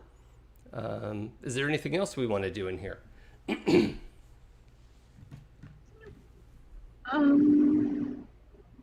Take as long as you want. It's fine. I have to say, I think we're on a time crunch. Yeah, we are on a time crunch. Is there anything in the pile that like increases stealthiness? Not without having more time to analyze it. All right. Sorry, I didn't roll that well. Yeah. That's okay. If you want to make an intelligence check at disadvantage, I'd be fine with that, but keeping in mind that a low roll will have effects. I'm also one experience point away from leveling up, so I'm gonna do it. Okay. So Your party appreciates you, and your GM will remember this. oh no. Okay, so 5 plus what is my intelligence? Total of A 6? gentleman 6. Yes. Ding. You leveled. Yay. Yep. Go ahead and look for the choice that you want to make on that. And if you would please, pull up the basic moves, actually, before you go to look at that. And go to the... oh no, this is like a custom spout lore, so that's fine. Yeah, you find there's a cape, and it is bright red with gold trim, and it basically looks like if Iron Man made a cloak. It's like that, and you would wear it around. It has a hood. It's a hooded cloak, and you have the sense that there is something like this is some kind of there's a magical ward around this that it should hide you probably. Should hide me probably. Okay, great. I'm gonna ask if I can borrow this. Yeah, that'd be fine. I put it on Yeah, looks and great. say, "Can anybody see me?" Well, yes, everyone can see you. Okay, what if I hide? Like, You know what? in We our don't mind, really too. have time to futz with it right now. We gotta go. All right. I that's don't cool. want to spend too much time in here and then miss our window, you know? Yeah, sure. All right. Okay, so before you all come out, Rob, the mantids split up, and one of them chases after Ropey, and we're not sure what's happening over there, but the other one is rushing your position. What do you want to do about that? I'm gonna go through the membrane. Go back into the cave? Mm-hmm. Okay. So you go back in just as everyone's on their way out. You may want to wait a second. There's a very angry mantid outside. Well, now there's What a. have you been up to out here? Nothing. What'd you do to I piss literally- this one off? I was literally doing nothing. They were hunting. Did you There's speak only- mad words at it? No, I didn't think mad words at it. All Is right. that why they kicked him out?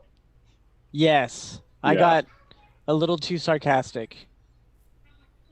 I'm just in a shitty mood, okay? It happens. Not All right. Elton. Well, we gotta go. We're gonna miss our train. So. Hey, Alaebas, want to go first? Sure. Well, from from the edge of the cave, you can see the mantids moving in slightly like herky-jerky fast forward. And looking around, you see another one like kind of come into view, and the two of them are looking around. But as that other one comes into view, it's like torn up a whole bunch of like greenery and has a big handful of ropey, and like has scooped that up and is like looking, and then just sort of tosses it off to the side. Clarification on exact words used. Yeah. Handful of ropey. Mm-hmm. As in, there are more pieces of ropey, as in, ropey is in its hand. So what you saw, because it was, this is the one not by the mouth of the cave, right? So it like comes into view with a big handful of like greenery, and you can see like a section of ropey, and that goes off to either side. So it's not a small piece of ropey, but it's like a wadded up section of, as far as you can see. You don't know if it's in multiple pieces or not. I'm going to step through the membrane and cast Finger of Death. Oh, okay. You sent Ruby out there. I'm gonna go with him. Okay. We'll get back to this. Yeah. How does Finger of Death work? You point, and a jet of negative energy, and I've got a lot of negative energy right now, Yep. pierces a creature at my command, dealing 2d8 damage to that creature. Damage Okay. ignores armor. Oh, that's helpful. Yeah. They do have armor. So, do you have to roll something? No. Oh, well, cast a spell, Yep. I guess. Let's do that. Oh, I forget how to do that one. Hold on, let me look. Cast a spell is charisma based, but let's see how this goes. Because so it's 7 plus I have an 18 charisma, so that's a +4, or is it +3 still? Plus It's a three. +3. Yeah, there's no +4. Okay, so that's a 10, and because of my greater empowered patronage, on a 10 plus, I can go into debt with my patron to empower my spell. Choose the effect you ask for below, and your patron will cut a deal. Now, I can either choose that the spell effects are doubled, so I'll do 48 to that single individual, or the spell's targets are doubled. Yep. I'm going to do both of them at the same time. Why do you get both? Time. Because of my greater patronage. Oh, right. Okay, so you get both of the effects of the choose. Yeah. Okay. So, sorry, I've been using rolls. Okay, so also I'll let you choose. You can roll 2d8 and double it, or you can roll 4d8. I'm fine with either way. Oh, I choose one or the other. So when you said both, you mean you were targeting both mantises? I was targeting both mantids. Oh, I thought you said sorry. You got both effects of... I'm sorry. Yeah. No. So the spell, I'm targeting both. Got it. Targeting both mantids. Okay, we're all so caught it's up now. 2d8 to each mantid. Would you like me to roll 2d8 once? Or yeah, twice? let's use the same damage for both of them. Okay. Because that cuts both ways. Yeah. It's either real good or real bad. Yes, I'm very angry. I'm very angry. At Jason, specifically. Not at the mantids. Mantids were just following orders. 6. Damn it. Only 6 damage. You want an extra d8? Yeah. I do. Are you willing to pay for it? Yes, I am. Okay, go ahead and roll it.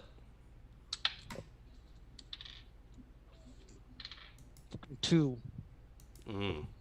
So it's a total of 8 damage. 3d8. 8 damage sucks. Okay. What was the third die you roll?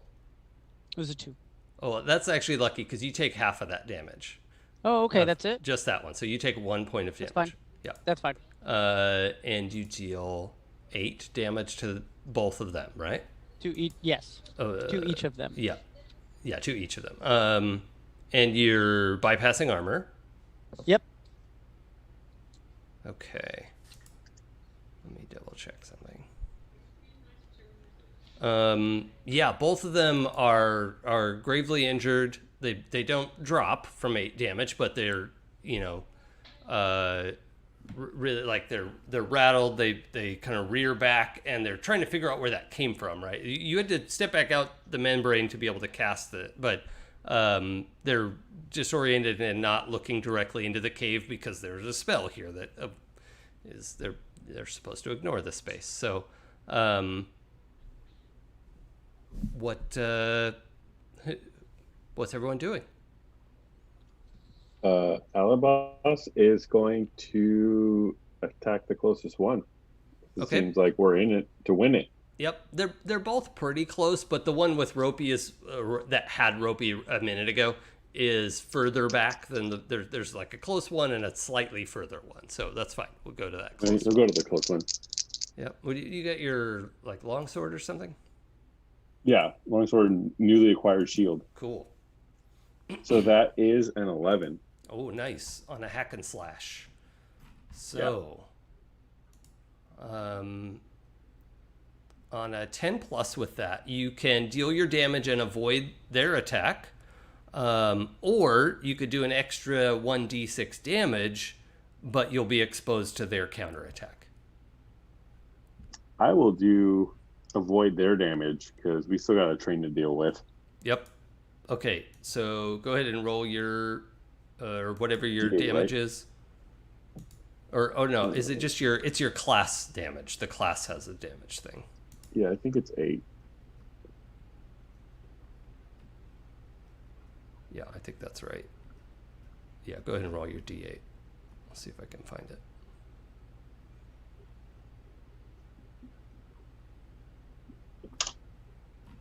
That would Base be. damage is a D10. Oh, just kidding. That's the wrong die. Oh, where do you see that? Yeah, where do you see that? You're a paladin. Oh, right? there it is. Yeah, it's under. I looked past it because it said Constitution before that. Yeah, so you roll a d10 for damage. Okay. 10 plus. It doesn't add anything unless you have a move that says to add something to it. I thought the longsword added something. Um, Yeah, it's 10 plus 1 damage. I'm looking at oh, that. okay, great. So 11. Oh, you rolled a 10 on your die? On my damage. Nicely I'm real done. mad. Okay. Not for ropey though. Let me make that clear. All right. So that first one just is you cut it down. You run out there and how do you take it down? Since he's fought these a couple times, like he tries to goad out the strike from the manted, from the like scythe like arms that it has. Mm-hmm. So like as it like he parries it and then comes in and just like quickly just like cuts it in half really quick. Oh yeah, okay. Yeah. I think you maybe even able to use that shield to knock those out of the way and Yeah. cut it in half. Yeah. Like okay. it was real like he wasn't trying to be flashy. Like it seems like something you would do like literally like on a battlefield. Like Yeah. not like just real exact. Yeah. Cool. I'm gonna go after the one that has ropey. Okay. Yeah. Well, it threw it aside. That's like it came into view with a handful and threw it aside as it was looking around to see what we're hunting after. Cool. So it's I'm gonna empty-handed. go after the one that touched ropey. Yes. How dare you? Are you doing a hack and slash or a spell or? I'm gonna use my flawless blade work Uh-huh. and attempt to incorporate magic into my melee attack. Oh, I like that. So that is a 10. So I deal my damage, which is a d8, which is 1. Awesome. That's a thing that happens. Oof. But it's okay because I can apply a technique. And I am going to use torrential, where my attack ends in a flurry of strikes that my opponent must dedicate effort to blocking or avoiding. Oh, they're not gonna. So I deal my damage again. Okay. So 2 damage. Mm-hmm. Okay. It is very injured. It takes the 1 more damage because it's not defending itself. Is that why? Mm-hmm. Okay. If it doesn't, if they instead attack you and you know what? Actually, can I take this back real quick? I'm sorry. Yeah, that's fine. I am going to numb one of my target's limbs using electricity instead. Oh, yeah, okay. Yeah, so one of the blade arms is sort of floppy now. So it's, the left arm is very precise, so the right arm is like drunk. Yeah, you're going to have some pins and needles when that comes back in that, buddy. You don't want a drunk blade arm. That's not great. What about Nyx? Nyx is gonna shoot at the one that Zay just fired at, or just attacked, with their bow. Yeah. Okay. So I think that's like a volley move. Yeah. Volley. Okay. Is that plus a dex? It is plus dex. And okay. Where's my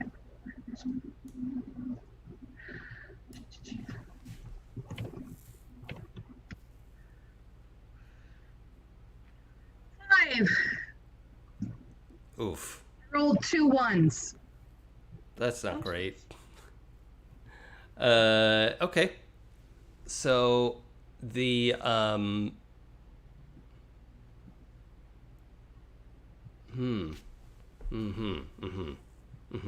All right, so I'm going to make a hard move here. First of all, your arrow lands between Zay's feet, right? Not injured, just like from behind you, there's just like an arrow in the ground between your feet, right, Zay? That's maybe a little bit upsetting.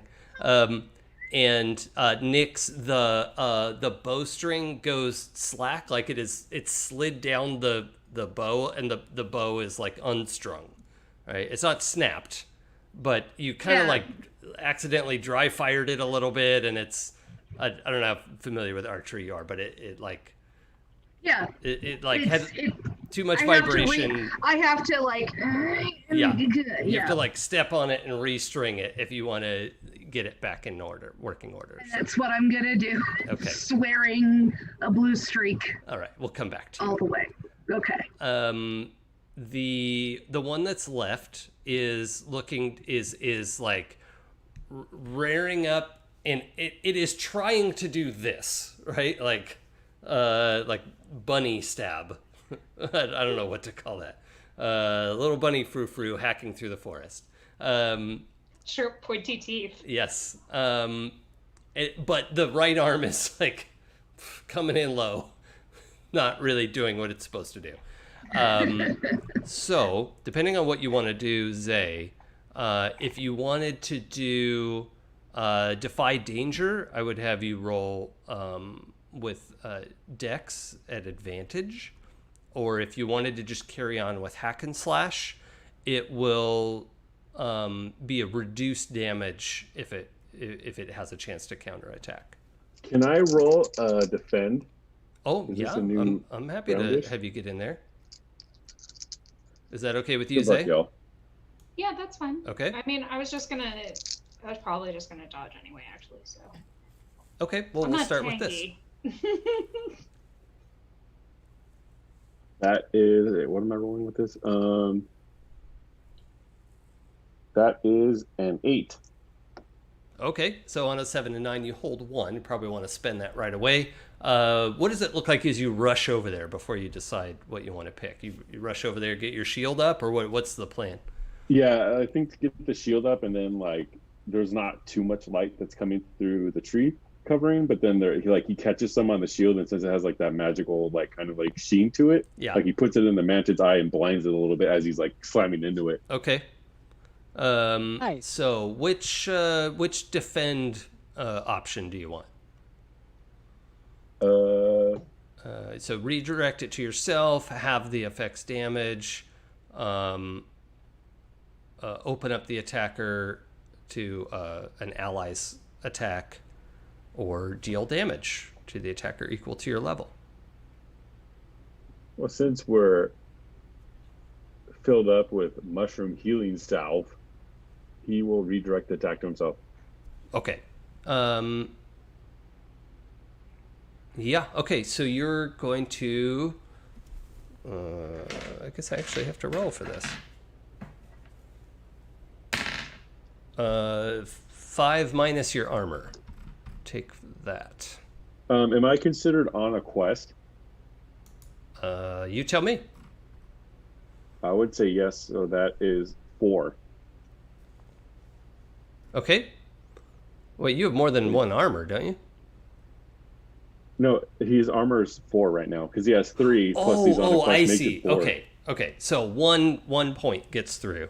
As it's like, and that's halved to round down. No, you don't take half damage. Your choice was the person, like Zay could take half damage, or you could take it instead of Zay. Yeah, you don't get both. So I took my 1. Okay. Aha, nearly dead. I see. Zay, why don't we get you in there? You've got cover now from this counterattack. It's both arms have sort of clattered onto the Paladin. The Paladin seems hardly phased at all. What do you want to do about it? I'm gonna come up underneath. I'm gonna use that opening that he's given me. Okay, let's roll your hack and slash. And I roll another 10. Oh my. And since I messed up on my 10 plus on Flawless Blade work before, but whatever. Doesn't matter. I'm going to roll my d8 of damage. I'm sure it will And I come up rolled a a 1 7 this again. time. Okay, there we go. So, and I'll say my 2 techniques are Galvanic for the other lacy limb, Well, and Freezing. 7's going to be a kill. So you can tell us how that plays out. Cool. So I'm going to imbue my rapier with my magical powers. Mm-hmm. And basically, like, this weird arc of lightning encased ice comes out and shatters the breastplate of the Mantid. Yeah. Yeah, it just like cracks open and falls it just apart. like Yeah. his whole torso just kind of. Yeah, I like it. Okay, so the Mantids are dealt with. There's a rustling in the bushes, Ventuz. What are you doing? Well, I'm focused on the 2 dead mantids. Mm-hmm. I have the spell Animate Dead. Okay. I would like to turn 1, and if I roll really well, 2 into zombies. Okay. Let's see. Is that spell in the PDF or in the SRD? It's in the PDF. Okay. Let me find that real quick. I mean, I believe you. I just want to look it over. I can read it out loud. I have it in front Oh, yeah, of me. let's do that. It's a 3rd level necromancy ongoing spell. You invoke a hungry spirit to possess a recently dead body and serve you. This creates a zombie that follows your orders to the best of its limited abilities. Treat the zombie as a character, but with access to only the basic moves. It has a +1 modifier for all stats and 1 hit point. The zombie also gets your choice of 1d4 of these traits. It's talented, blah, blah, blah traits. The zombie lasts until it's destroyed by taking damage in excess of its hit point, or until you end the spell. While the spell is ongoing, you take -1 to cast. Yeah. Okay. So I am going to cast a spell then. Let's do it. It's 2d6 plus charisma, 8, 9, 10, 11. So I get 11. So that's a success. And with my greater empowered patronage, I'm going to go into debt, and the spell's targets are doubled. I have 2 Mantid zombies. Okay. What is that? Does that debt, is that codified in some way, or is it a story beat? Okay. Excellent. I gave, for those listening at home, I gave Jason the "it's up to you, buddy" gesture. Okay. No, that's good. I'm happy with that. So Yeah, you and animate both of these corpses. Yes. Yeah.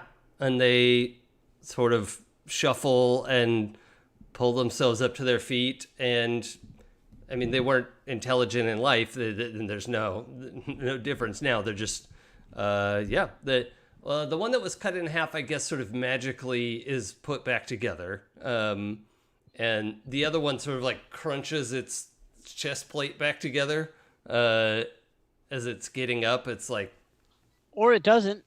yeah, okay. Yeah, Whatever. yeah, I mean, they And only I have just- 1 hit point, so. Yeah, that's fair. I order them because I'm treating them like now the same way I would like a trained dog. Mm-hmm. I order them to stand next to me, and then I take that moment. Yeah. So, you mentioned that I heard something. Yeah, there's a rustling in the bushes over by where that one was digging around. Oh, okay. So, at that point, you see like when I do the zombies, there's a very self-satisfied look on my face. And then when I hear the rustling, the face relaxed, and there was like oh, there was another purpose to this.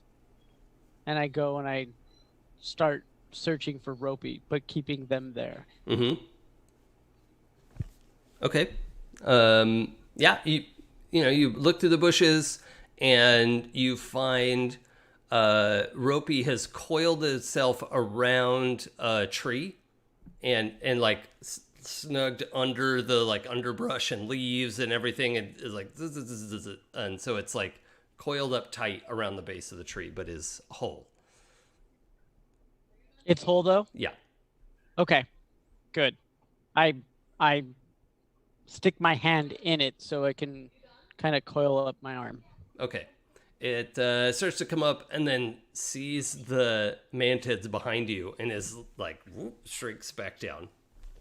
Like I console it. Like I give it positive mental energy since it is empathic to me. Yeah. Let's make a charisma check. This is a custom. You make a charisma check. 6, 7, 8, 9. Actually, it is sort of a parlay roll. On a 7 and 9, they do what you ask, but we'll need some concrete assurance of your promise right now. Okay, so if that's the case, I walk up and I stand between the two mantids. Okay, yeah. I think that serves the purpose of convincing Ropey that they're safe. Pooja, were you here when he animated the zombie mantids? I had to leave right before he made that roll. Okay. I'm assuming he made it really, really well. Yeah, he got both of them, and Ropey was scared of them, but is okay and is now reassured somewhat. And, yeah, is with you again, so. Now what? Should we go to the tracks? Yeah. May as well. That's why we're here. Of all things, this is the easy part. You all make your way through the woods. You choose some of the lightning rail paths to manipulate. Rob, what do you want to say? I ride over there on top of one of the mantids into battle. I mean, you're like the same size as them. I don't care. You said no one can do it, so I'm doing it. Could he theoretically get them both to cooperate and be sitting like on their shoulders to combine their strength? I mean, it's fine if you want to be up on one, but it looks weird because they're not bigger than you. Fine. You're It's like fine. getting a I just wanted piggyback from an adult man. Yes. That's fine. I just wanted to tell you I told you so. So there Okay. you go. All right. I Fair win. enough. I have won. I'm good. I'll see you Okay. guys later. Good I job. win. So you make your way over to the tracks. You pick a spot that's going to be, the train's not going to careen off the cliff when all's said and done. And because you all said that was a concern, so I'm, taking that into account. And you're going to have to blow up probably 4 of these pads to, because like if one goes dead, the train can skip right over it, right? Even 2, it could probably get by. 3 or 4 is definitely going to cause a problem. So I'll let you all decide how you want to do that. 2 is not enough. And 5 is right out. I think 3 then is the optimal number. 3 should be the number that shall count. I'm sorry, that was Pavlo. That was like, Yep. that wasn't even me speaking. I mean, that's what I was going for. Okay, so we're rolling. We're all rolling. Well, it depends on what you all are doing. You've got you got a bag full of explosive gems. You've got options. So I've got the gems and the word, which I haven't shared with anybody because need to know. It seemed like a need to know type thing. I'm just gonna be like, okay, I have the word written down on a piece of paper. We can't say it. Does somebody else want to have the word just in case something falls on me and I can't speak? Or do we trust that I can make it through the next 5 minutes? Sorry, I just pulled up magic word generator, and the first thing I went to was like spell name generator, and that's not what I wanted. But one of the things on the list was just mage explosion. That's not what I want. I want like a goofy made up word. May explosion. That would be the best though. What's the trigger word? Explosion. Explosion. Oh, okay. The Let's trigger word is Hamilton. generate fake words. I would not mind knowing it in case Hold something on. were to happen to you. I'm gonna send Well, give me this. 1 second and I'll remember how to read it. Yeah, hold on, Claire. I'm messaging you in Zoom. Okay. The link, and what I would like you to do is generate a word that I don't know until you tell everyone, because I just think that's fun. I'll let you. Okay. Shall I share it now? I mean, it's your in character choice. Everyone's sort of setting up around picking the paths that you want to blow up, and yeah. I'm going to send it just to Rob. Oh, okay. So you whisper the magic word to Ventuz. It makes sense that we would all have it, at least for the engine car. If the lightning elemental gets to one of us, Sure. Then I will share that. Then I will share it to everyone. Should we wait to share it to the audience until it's time to say it? I think so, because Yeah.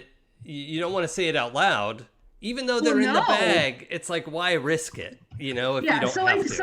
So I give everyone the same kind of thing, and I show you the piece of paper upon which is written the word that is just entered the group chat that I swear I did not like. That's good. That's what it says. I feel like Alaebas is like mouthing the word as he's Yeah, reading he it. is, and he's also kind of, because he's an outsider.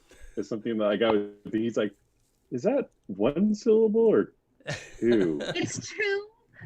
Why don't you let me say it first, and for the tracks, and then we can all say it when it's time to blow the car. How about that? All right, that's fair. Okay. Don't say it Yeah, until you I'm want the gems to explode. All right. So I go and Wait, do I don't need say to roll what? it? Don't say the word. Oh, okay. Yeah, the word that I just showed. Do you want us all, like, each one of us takes a pad? Preschool teacher, I know that game. Do you I'm want sorry. each one of us to take a pad? Like give us 3 or 4 gems for each pad? We only have 10, so I want to save 5 for the or how many do we want for the engine room? I think 5's fine. Yeah, you Because want Okay. at very least 2. well made. Like- Well, I'm gonna defer to Zay because they actually went into the engine and spoke with the elementals, so they know how thick and strong and everything else it is. Sure. I think it's also probably fair that Ventuz doesn't have a lot of experience with explosives. Do Zay So and more. Nyx have experience with explosives? I'm sure Nyx has used them during some heist or other at some point. Okay. Oh, What I'm about gonna Zay? say that Zay does not know explosives. Okay. By the way, would we call this a heist? Yes. Yeah, we are definitely in heist territory now. Basically, Zay any believes- RPG I'm running turns into a heist. That's When you just what happens. so I have a skill called heist. When you take time to make a plan to steal something, name the thing you want to steal and ask the GM these questions. When acting on the answers, you and your allies take +1 forward. By all means, let's roll and ask some questions. Okay. So I have to roll it first. I think so. Doesn't it? Does it say roll? It doesn't say roll. It just says when you take time to make a plan to steal something, name the thing you want to steal and ask the GM these Oh, questions. okay. Yeah, let's do that. Okay. Who will notice it's missing? Well, House Orion. The passengers on the train. No, they probably Yes. won't notice because name the. That's true. Okay, first of all, name the thing you want to steal. Oh, I want to. I want to steal the lodestone. The alchemical hot rock. Mhm, Okay. yes. So, or how sorry? What is its most powerful defense? Probably the fact that it's wrapped in an iron train engine. Okay. Yeah. Okay. Who will come after it? House Orion will almost certainly hire mercenaries and bounty hunters, but because of they're going to lose face. So Okay. And the last question I get to ask you is, who else wants it? Well, the royalty of the island of Welldown wants it to be able to trade with House Thrashk. Okay, great. When acting on the answers, me and my allies take +1. Okay. So Yeah, so if it's related to who will notice it missing, what's the most powerful defense, who will come after it, and who else wants it, then we will apply the +1 as it's applicable. Great. Okay. Okay. So we're setting up. I'm going to tell you probably like one gem might blow up each lightning rail.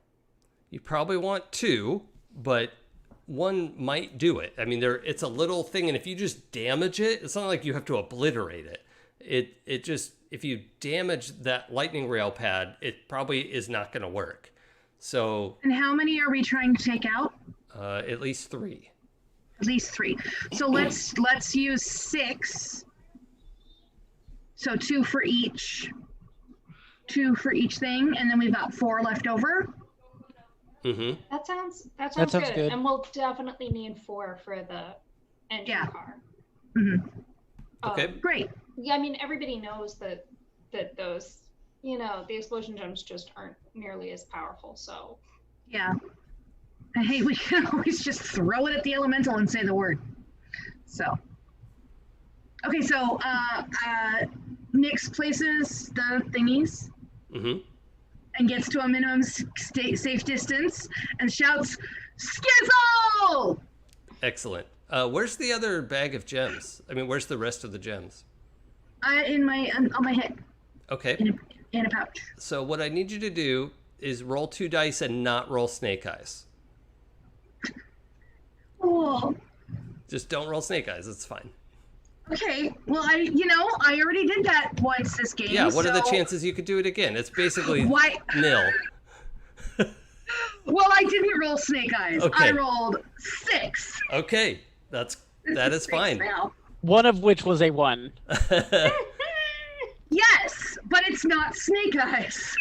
I That's feel fine. like when they yell it, Alaebas was still mouthing the word. And then, like, once they say it, he's like, "Oh." That's how you say it. Okay. Yeah. Okay. So yeah, you shout it out, and all 6 of them go off simultaneously, and yeah, just the lightning pads short out, and in fact, a 4th one also goes off. It was just like caught in the blast, and Nice. so. The lightning rail here is effectively off. And actually, you can see up and down the track, they're dimmed. Like, they don't all just shut off, but they all kind of glow that sort of white-blue electric energy. And when these 4 go out, the rest of them dim. So it's like the old Christmas lights where one bulb kinda. was loose. Yeah. That whole circuit was messed up. Yeah, but unlike those, it doesn't all completely turn off. It just is. It's probably an indication to the engineer that like something's wrong with the track. So, but yeah, you blow up those 4, and Rob, you look around as this is happening, and you didn't mention that you were looking for this spot in particular, but you realize the 4 that you've blown up are right around. You realize that tree with the overhanging thing and those drapey vine things, this is right out of your vision. You are, without having looked for it, you are in the spot you saw in your vision. You get a really. Sorry. Go ahead. No. Go ahead. Once the track blows, I give the other 3 one of the remaining gems. so that Okay. everybody's got one that they can use. Okay, so just as a warning, because this is something you all would know, if you throw one, Oh, never mind. I don't and do that. right, like anything that's out of the bag will explode. So Okay, so I don't do that. I keep them in the bag Yeah. because of I forgot about that part. yeah, that's okay. That I don't think your character would forget because it's dire. Right. So that's fine. The I Yeah. if taking a look, like, first of all, the very fact that it's, the place that I thought it was, in this overwhelming sense of pre-deja vu, if that's a thing. Sure.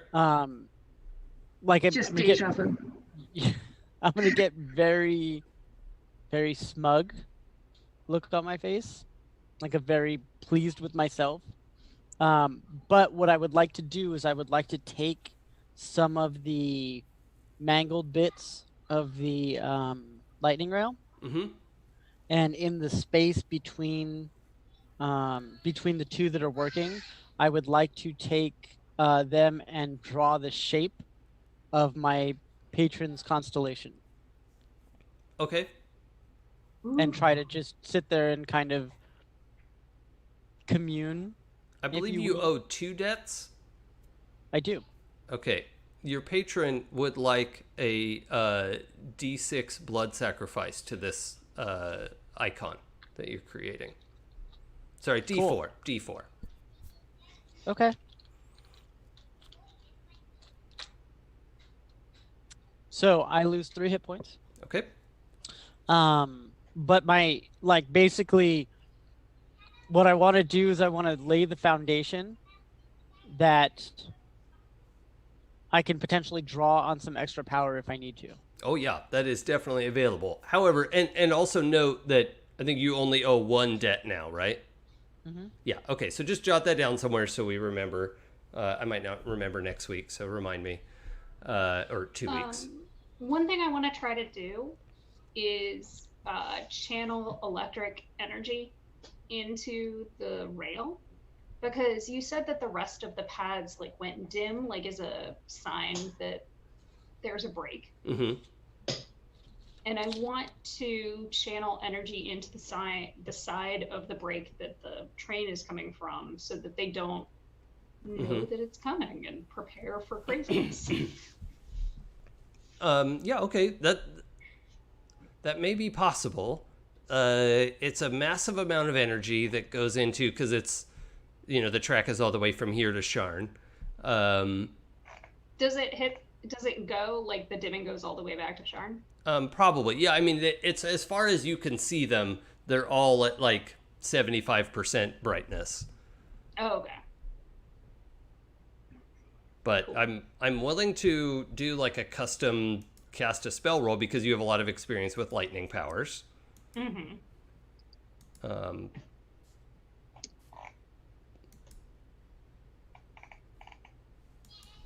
We would borrow Rob's cast a spell rules.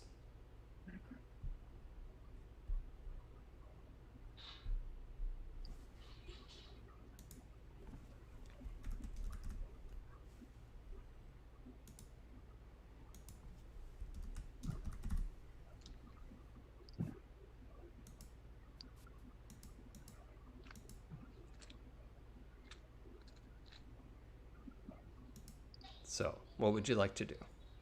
I am going to. So I'll roll. It looks like if these are the same rolls, I roll 2d6 plus int for this.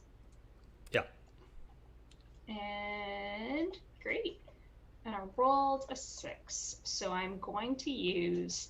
Well, I rolled a 4 plus 2 is 6. And I am going to use my burns twice as bright move. Mm-hmm.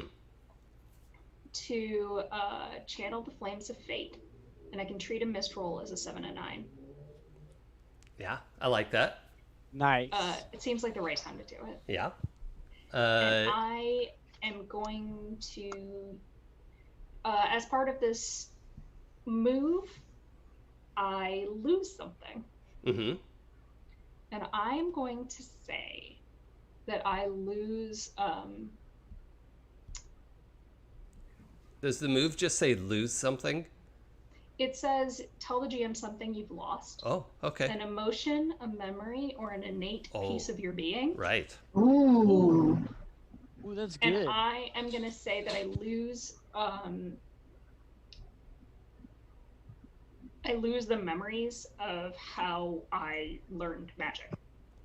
Okay, so you still know magic, but you just don't remember I how... lose all the memories associated with it. So I don't remember any of the people who taught it to me. Right. I don't remember like that chunk of my life. Why don't we... That feels really big to me for... Like, I understand that you're doing a big thing, but what if we lose the memory of, like, your primary... Like, your mentor? Your like... As opposed to losing all the memories, just the memory of like one person. Yeah, it also thinking? Like it just feels like too big a price. Like I understand what you're going for, but I feel like I need like I owe you change. No, But I mean that's fine. It's just I just wanted to make it commiserate with the amount because you said it was such a long. No, I respect that. But let's go with a cherished mentor who, was also like one of the pioneers of this like blade spell thing, right? Like, let's say that in my history, the way that like changeling blade magic comes about, it's in a matrilineal line. The person who was my mentor in it was my aunt. Okay. So I've lost all memory of her. Ah, okay. And there's a hole there. There's like something missing. Yeah. Okay. Yeah. Rob, what does cast a spell say on a 7 and 9? Cast a spell on 7 and 9. It says the spell distances you from your patron or warps the fabric of reality. Take -1 ongoing to cast a spell until the next time you petition. All right, I don't know if that's going to work. Let me look at how the wizard does it. The wizard loses the spell. Wait, no. Oh, the spell is cast, but choose one. You draw unwelcome attention. That's what you did, right? No, she did the thing her class does that bumped her from a 6 to a 7 to 9. Yeah, the burn bright. Yeah. And so the 7 to 9. Those are some fun options. Oh, speaking of fun options. I really think this is going to work, guys. I mean, everything was going to come out for the best. Agreed. Cool. I support this. That's good. So the lightning shoots out of your hands. Do you want like Palpatine style? Like what does that look like? The way I think about my magic is like because I use my rapier as a focus, that I've like knelt down and I put the butt of my rapier against the stone, the first stone in the line that I'm trying to affect. Sure. And it like and from the top down, it's like a bolt of lightning hits it and grounds into the pads. All right. So, if it's okay, I'm going to sort of twist this. The spell disturbs the fabric of reality. And actually, what it does is, so you lose a memory, and in that process, that peels back a memory that was covered up. Right? Do you understand what I mean? Like you remember something that that had been intentionally obscured from your memory. Ventuz, so all of this is happening silently in, excuse me, in Zay's head. But Ventuz, you see Zay's perception leave this time, right? Like, I don't know how to describe 4-dimensional perception, but alternate 1985 from Back to the Future 2. Yes, yeah. Exactly. But Zay... Stu has a thing with a piece of paper and a pencil. So Zay, you are sort of in shock as you get in shock. As this memory hits you like a bolt from the blue. Oh, bless you. Bless you. That was really bizarre, but I love it.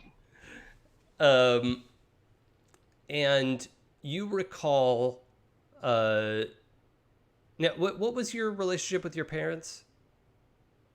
I had a fine relationship with them. I mean, we were part of a traveling band of merchants. Oh, that's right. You were the traveling merchants. Okay, yes.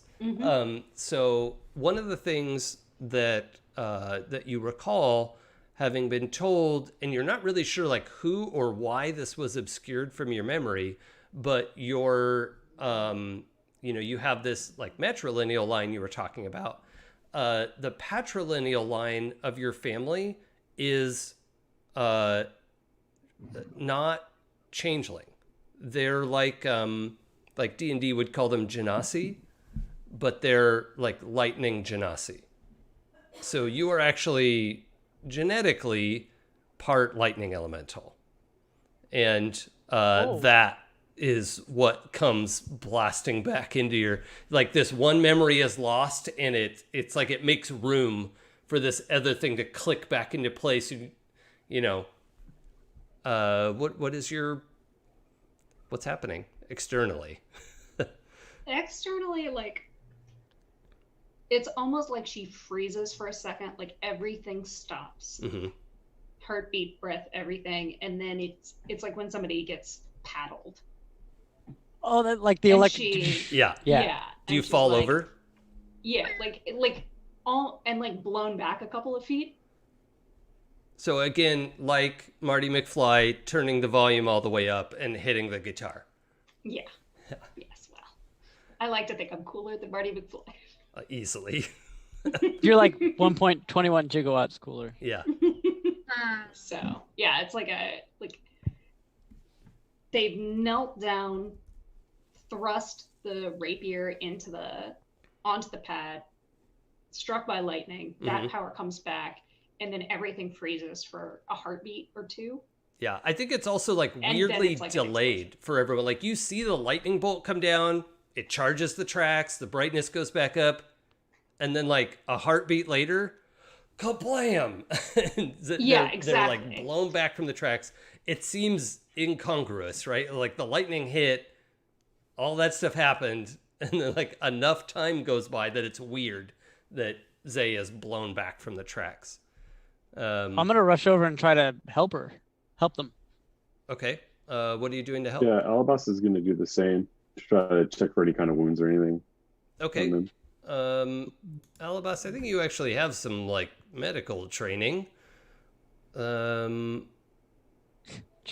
Who needs that? I just got a mushroom salve. Let's have you do a well, I guess an aid. Yeah, I don't know what we didn't really do bonds, but we'll just say everyone has a +1 with everyone else. So roll and add 1. I will take my advancement because I got a 5. Okay. All right. So you're pretty sure we're just gonna jam some or like put moss next to their mouth. Like, yeah. I hope they eat this. I hope. Obviously, we don't just put food in an unconscious person's mouth, but you're sort of like, I think this will work. Just say, eat this. What's Ventuz doing? As Alaebas is like, eat this. Well, I've seen Alaebas have success healing before, so I'm going to assume he knows what he's doing on that front. I want to check to see if Zay's awake, if they're breathing, like all the basics, like let's just go through, step by step, and then give them comfort while Alaebas tries to feed them. Oh, okay. Like put their head up, like prop it up, like. Let's have you make a charisma check. It's not really parlay. We'll just do like custom charisma. I can do that. Mother F. I got an 8. There. Yeah. Pat. All right, Zay, what's happening? I kind of come out of this memory and I kind of feel a little bit of loss on the side of my face. Also, we can't really get out of this without harm. Let's do like a D4. You did just get blasted across the... and let's do the thing. I take 3 points of harm. Really not a bad. I don't feel like this is a bad deal. Nope, that's a pretty minor hit. Yep. And just coming out of the shock of all of it, like I feel this stuff and I'm like, bat everything away. I'm like, I'm not, it's fine. Wipe the blood off from my nose. Mm-hmm. It's okay. I really, guys, this is gonna work. Everything, like, we have a chance here and we just need to seize it. I'm just so hopeful. I'm so hopeful for all of this. I love it. We do have this. You can't blow yourself up anymore, though. I mean, technically I did blow myself up.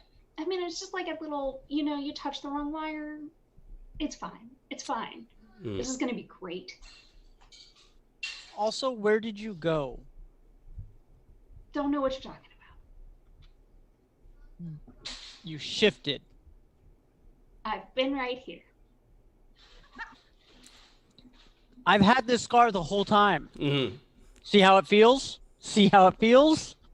I mean, technically no one hurt me but me.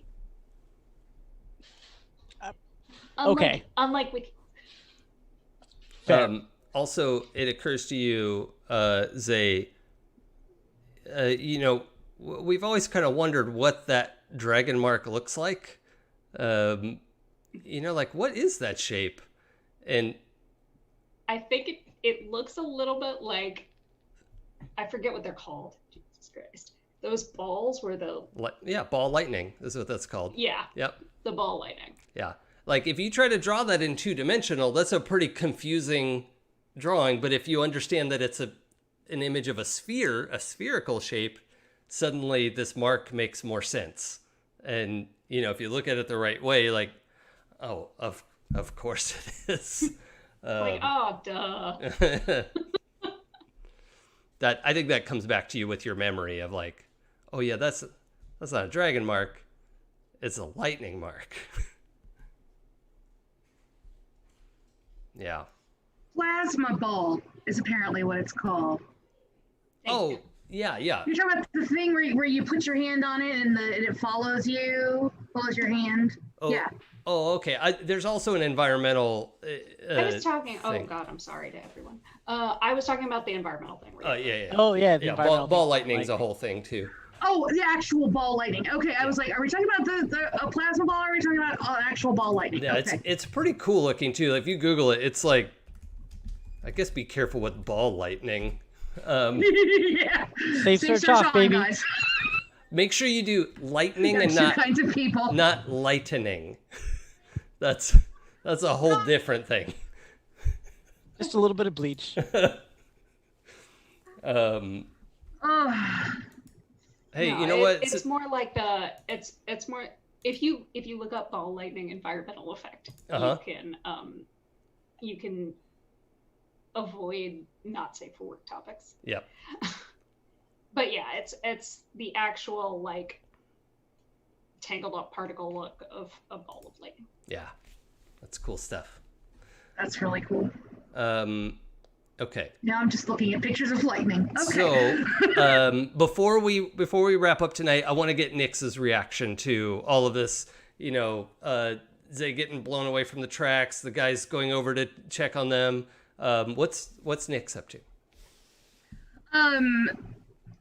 So Nyx missed what happened because they were like they were looking at the gems in the pouch, being like, okay, so I shouldn't distribute them because if somebody says the word, it's gonna blow everything up. So like Nyx was having that thought process and completely like visually missed everything until Zay fell over. You just and heard at that point, zap. Nyx heard zap and was like, huh? And then, like, all of a sudden, Zay was on the ground, Alaebas was running over. Yeah. And so Nyx is just like, what? Have you what's all going on, guys? Have you all out of character heard a transformer go off? Like a transformer blowout? Yeah. It was that sound. Yeah. So pretty it distinctive. sounds like an explosion. And Nyx has been thinking about the explosion. So I think her first response is to like she's got the pouch. They've got the pouch on their hip. I think the first thing they do is like slam it close and like look around. Oh God, did I miss one? And then they see that Zay's on the ground, and Alaebas is running over to them. What just happened? Well, I think that's perfect timing for the crackling sound of the train in the distance as it, comes around the bend south of you on the cliff and starts chugging up. And as it's coming, you can hear it. It's not screeching the brakes because it's not steel wheels on rails, but it's...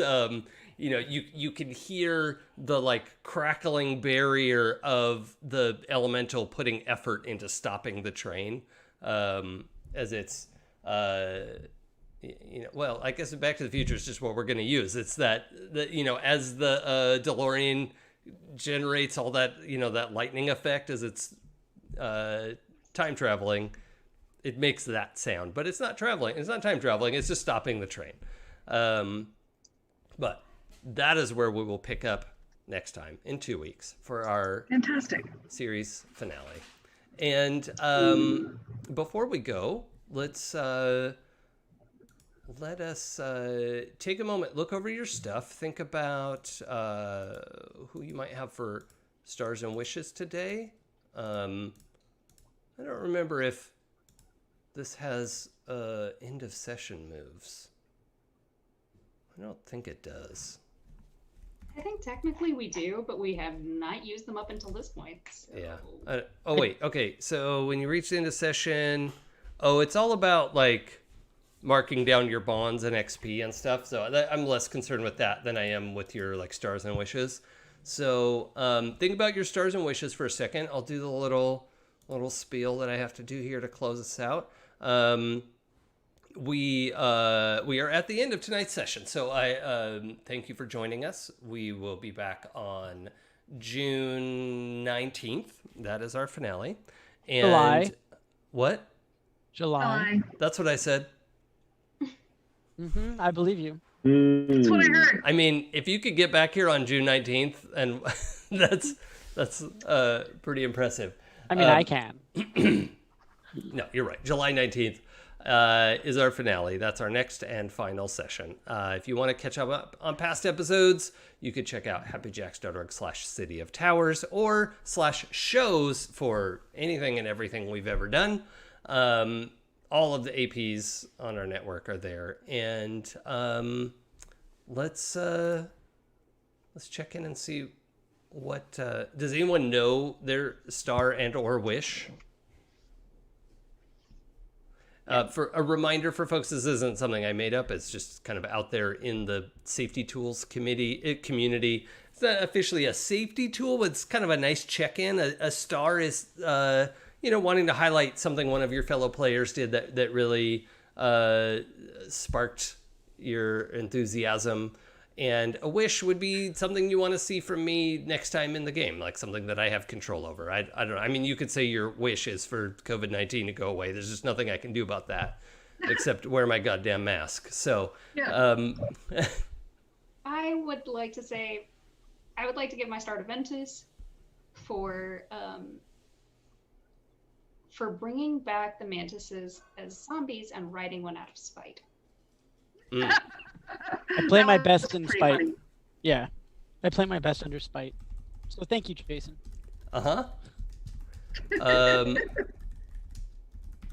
Anybody else? And my wish is yes. just for the lightning elemental to get their comeuppance. Yeah. Okay.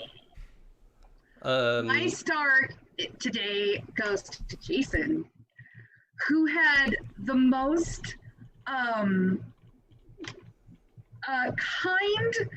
and politic response when somebody was trying to convince undying female Stiv. Oh, Stiv. Someone was trying to convince Stiv about the market that could be made in fairy dust and mushroom spores. And your responses were so kind, but so firmly, such a firm but kind no. I felt like I was watching a how to positive discipline seminar. It was giant big shooting star. I'll credit my high school teacher experience. Yeah, I was gonna say I feel like I'm watching a teacher right now. And I'm working on my wish. I think my wish is to one day get to play with all of you in a room sometime. Oh, gosh, that would be in nice. the future. Yeah. I miss that. That's my wish. Mm-hmm. Okay. And again, these aren't mandatory. If nothing's popping to mind, it's okay to say like, I got nothing, and no one's gonna think less of you for that. So, despite what happens on Discord, I want to give my star to Rob. I think it was great character development for him today. Really adding to like more layers to Ventuz, so I think it is really awesome. I agree. Here. Well, thanks. I appreciate it. You have a wish, Eli? For you never to use Discord ever again. Whatever, man. Don't talk smack. Just because I got you good. All right. You did get me good. It's funny. I know. So here's kind of like there's a couple of stars that I kind of want to give out. Like I thought there was like a lot of the stuff that Claire did was very interesting with like, you know, being high and then also but being focused on the gems so much, right, that she missed everything going on with Pooja and Zay. Yeah, that was a great choice. Yeah, Thank with you. Zay, I thought there was a lot going on.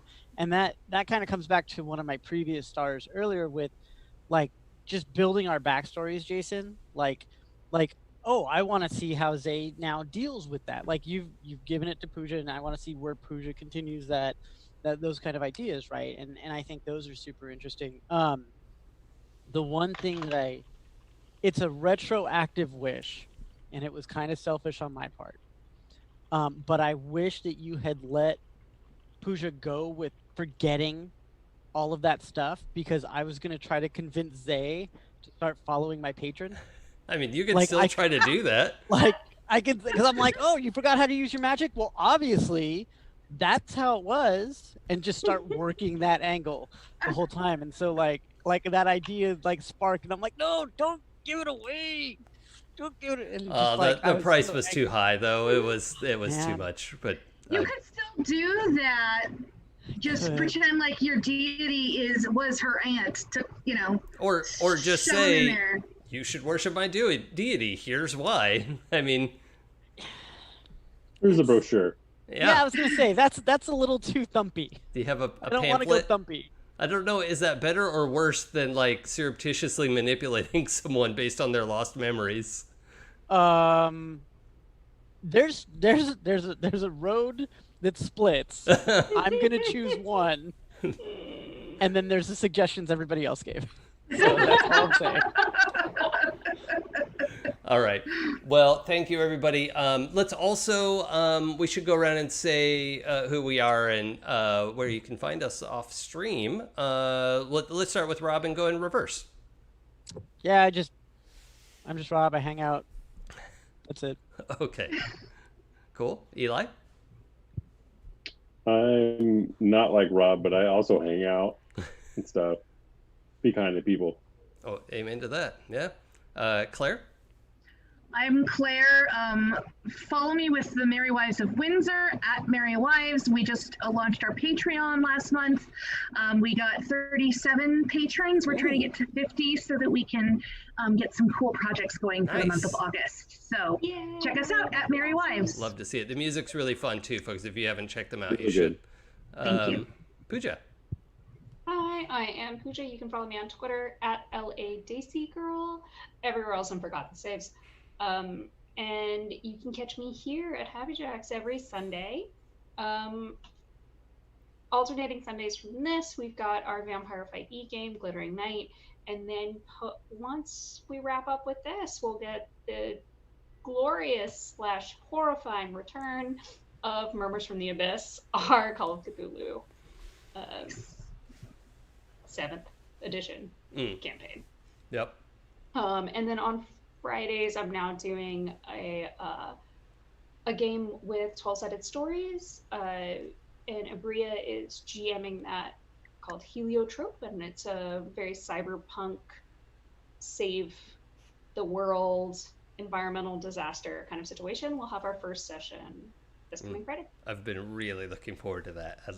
Cyberpunk is super my jam, and that's a bunch of people who I really like and respect. So, It's super versus cool. like I like Rob, but I don't respect him. You know, so At when all. you Like, not at all. and Yeah. respect someone, that's a real gem of a person there. So Yeah, I mean, respect is earned. yeah, potentially Fair. explosive gem, but you know what can you do?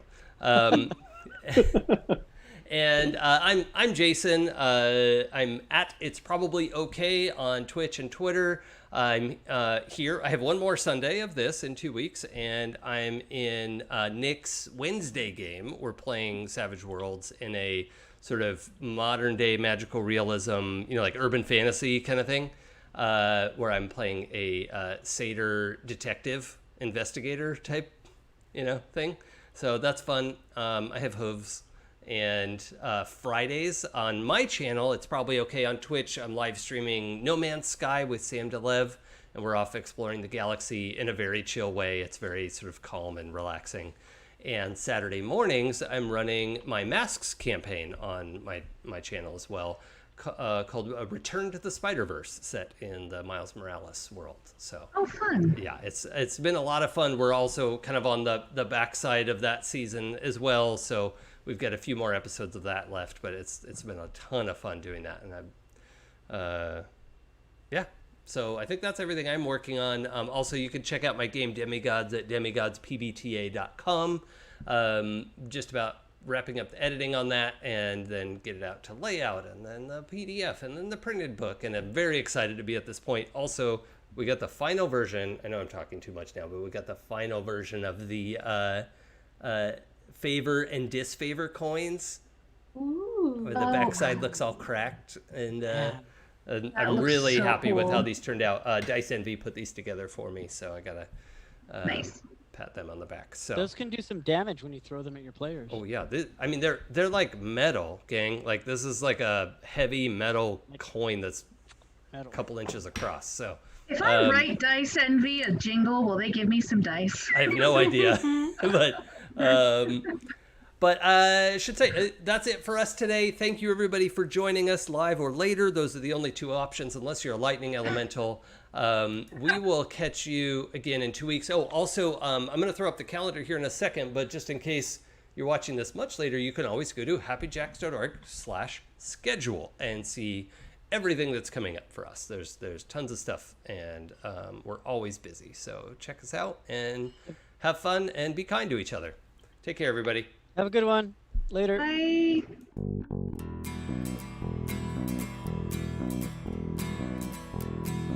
If I told you the things I've seen on my ways, if I told you the things I've done in my days, you wouldn't believe me anyway. So it's best I just don't say. I've lived 1,000 lives. souls. I killed and fought and died just for